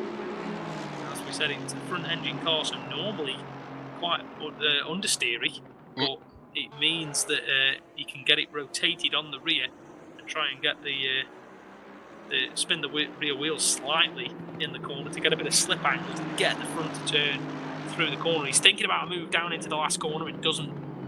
Thinks better of it, and he's now back on the racing line. He's going to have an excellent run here, and he's probably going to try a similar move. He's in the wall nearly as he's going past Bilancini, and he's actually ahead before they even get to turn 1. And he's having to defend now. He's having to defend. He nearly pushes Bilancini on the grass, and Bilancini switches to the outside. Absolutely brilliant bit of driving from the two. This guy is a monster. Bilancini did not like that at all. Bilancini tried to squeeze Hosseini into the wall, into the pit wall on the outside, it looked like, and then Amir had already got alongside and passed him. He jinked to the inside to defend, and Bilancini had nowhere to go but down the outside, and he thinks about an inside move, but Hosseini's got the job done. Absolute brilliant bit of driving. Now he's just got to hang on to it for another 8.5 minutes. Stunning. Usually we are using when we are doing the trailer for the next season, we are using the footage from the races of the previous season, and tonight Hosseini is giving me a lot of quite interesting material, I would say. Here we go, there's the move, Luke. So he was actually just about able to squeeze through, and then here we go, he defends on the inside and then thinks about going back to the outside, which he doesn't, and then that has to leave Bilancini to go around the outside, who can't get the job done, unfortunately for him. But he's now got pulling away once again for company. So just bear that in mind, and we've got just over 7 minutes to go, and Kapoccia now has an 8.6 second lead, very comfortable at the front for him. Touch wood, we don't drop a commentator's curse on him, but he does look quite confident and ready to take the checker flag in 7.5 minutes time. Great work by Hosseini, but seems that we are a bit the rain it's a bit late for us, so dry race. Unfortunately, yeah, I was hoping to see some rain, but I think the drivers will breathe a sigh of relief, because this track is hard enough to learn in the daytime, never mind throwing the night time at them as well, and then rain as well. So I think they'll be rather happy that no water has fallen from the sky and caused mayhem potentially on this race. We might see some at Suzuka, because I don't think we've had like a proper wet race or anything as of yet. Until now, not. Like we spoke about earlier, Silverstone was the only one where we actually saw rain, and that came far too late for anyone to warrant pitting for wet tyres. So everyone just stayed out to the end of the race and obviously dropped lap time, but didn't bother taking new tyres. So very, very good race so far. Very entertaining race so far. Yeah. I would say. Plenty of action all the way through, pretty much in the midfield being the main action points. I think the pit stops definitely spread things out a little bit more, but then everyone sort of concertinaed back up again. And now, with only 6 minutes to go, you'd feel like Kapoccia is potentially he's definitely going to close the championship gap down to Luca Lozio, as we've just flicked to him now. Definitely got to close the gap to him in the championship, possibly even take the lead of the championship. We're not quite sure of what the permutations will be, but they will definitely Let me check a few about the points points between these guys going into the final round in 2 weeks' time at Suzuka. So all still to play for those top positions, and we think Korturan will also inherit, as we flip to him now. I think he will also inherit third place in the standings as well. Let me check the championship rules. I could find there the points awarded. Let's see. I should find there here. So, locations. There it goes. Yes, I was right. The winner gets 50 points, while the second one gets 45 points, and the third one gets 42 points, while the fourth 40, then 38, 36, 34, 32, 30, 28, and so on. So, if things are staying like this, Kapoccia and Lozio will present themselves at the start of the last race with the same points. Beautiful. Yeah, very, very good indeed for us lot at home and watching along, because this championship is going to go down to the wire. As long as Kapoccia can hang on to this race victory, you have to say he's driven really, really well tonight. He's managed to get himself up into the lead. Obviously, he wasn't quite on pace at the very, very beginning. He lost a place to Montalbano initially, but then got that place back a few laps into the race, and then from there he kind of held station with Puzzarini's lap times, and then after the pit stop, absolutely took leaps and bounds out of Puzzarini's gap to the lead, and then passed him, and then pulled away to nearly 10 seconds now. So he's got a back marker to deal with here, who I think is probably Colombo. Is it? No, it isn't. Maybe yes. Vladi Colombo. Vladi Colombo. No, no, Luca sorry, Colombo. Luca Colombo, yes. In the Porsche, I think that is. So that's 10th position being lapped right there.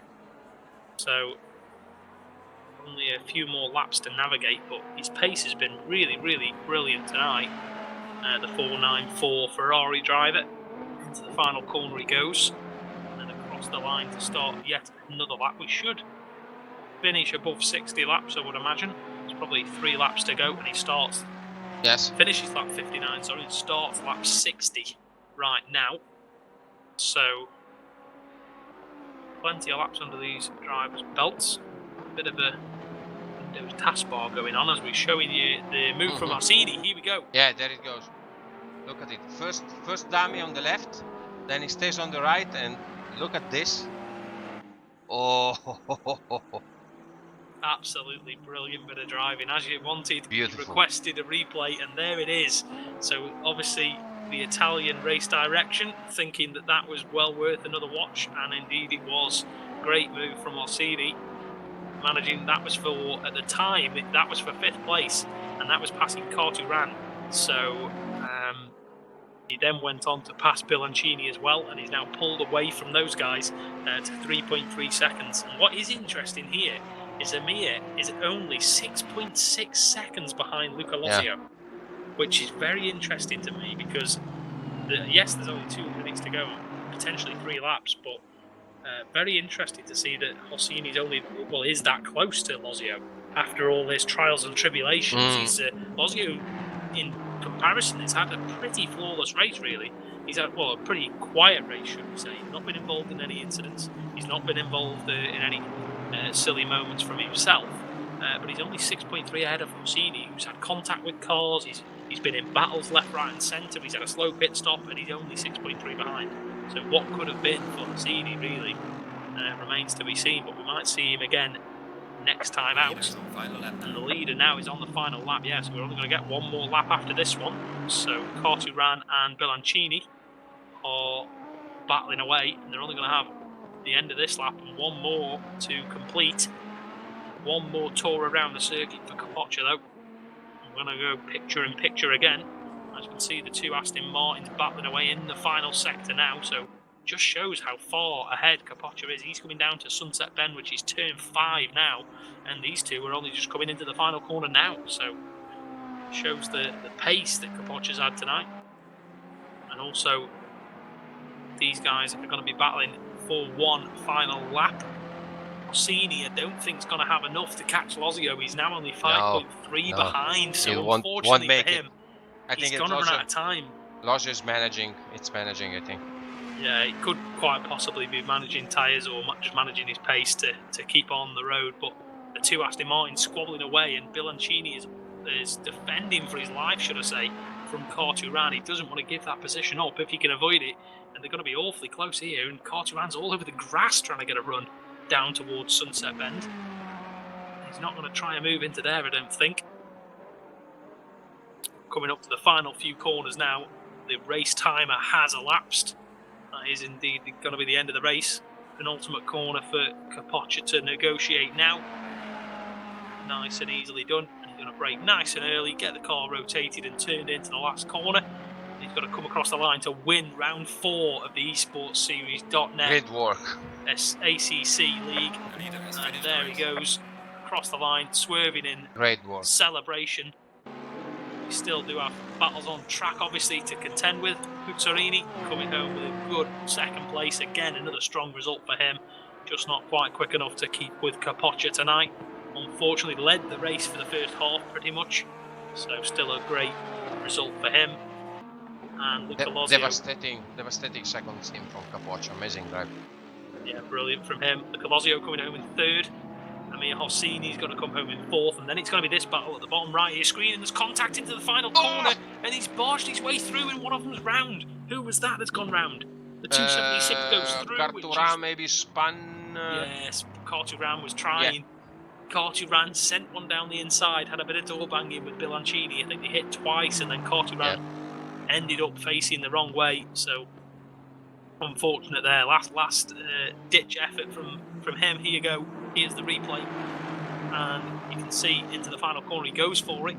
2 taps on the door, and then the 933 goes around, faces pit wall. So unfortunately, wasn't able to get the job done, but still comes home in 6th position for him. So good effort from Carturan. I think he's going to definitely take 3rd place in the championship with that one still. So good effort from him. Dondi ends up coming home in P7, I believe it will be. Angelo lost a bit positions at the end. Yes, he was did. 7. Angelo was actually lost out to Marcucci, yeah.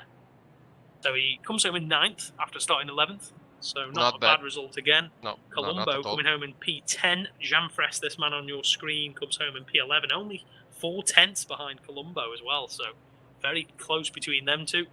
And we've got Rotundo, Tossato, Monaco, and Vladi Colombo as well in 15th. And Chiesa, after his earlier issue in the race, managed to get to the end of the race, which is fair play to him after having probably some substantial damage after that spin. He was up there, I believe he was in 3rd place at one point in the Lamborghini. Great qualifying and great start to the race, but unfortunately couldn't get the job done. And then Amato bringing up 17th position. So that will be it for the end of the race as well. So we're going to go to an advert. 61 laps, not bad. So unfortunately, we're going to cut the stream short. But yeah, I think we will be back in 2 weeks' time for Suzuka. I'm pretty certain it's Suzuka. Yes, so it is. Hopefully, we may see some rain and more drivers on track as well, because we saw a reasonably small grid, but not too bad. So we will call it a night there. Thanks for joining me once again, Matteo, in the commentary box. And we'll catch you next time. Thanks you. Thanks also to the audience of the Simpit. They've been quite many watching us. Let's hope they enjoyed the show. Good night. See you later.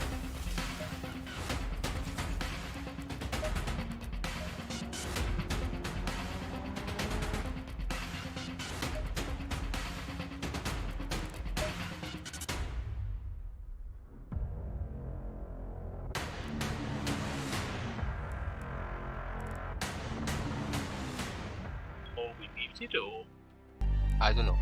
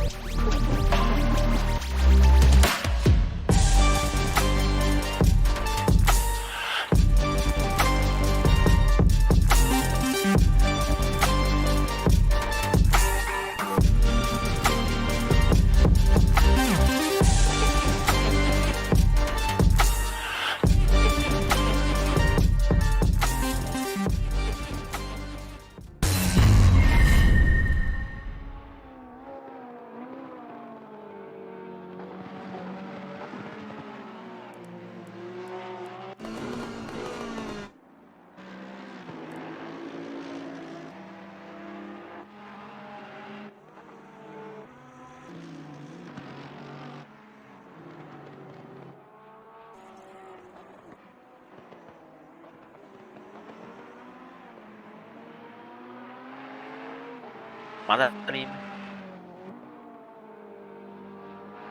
puoi spegnere lo streaming, Madarin.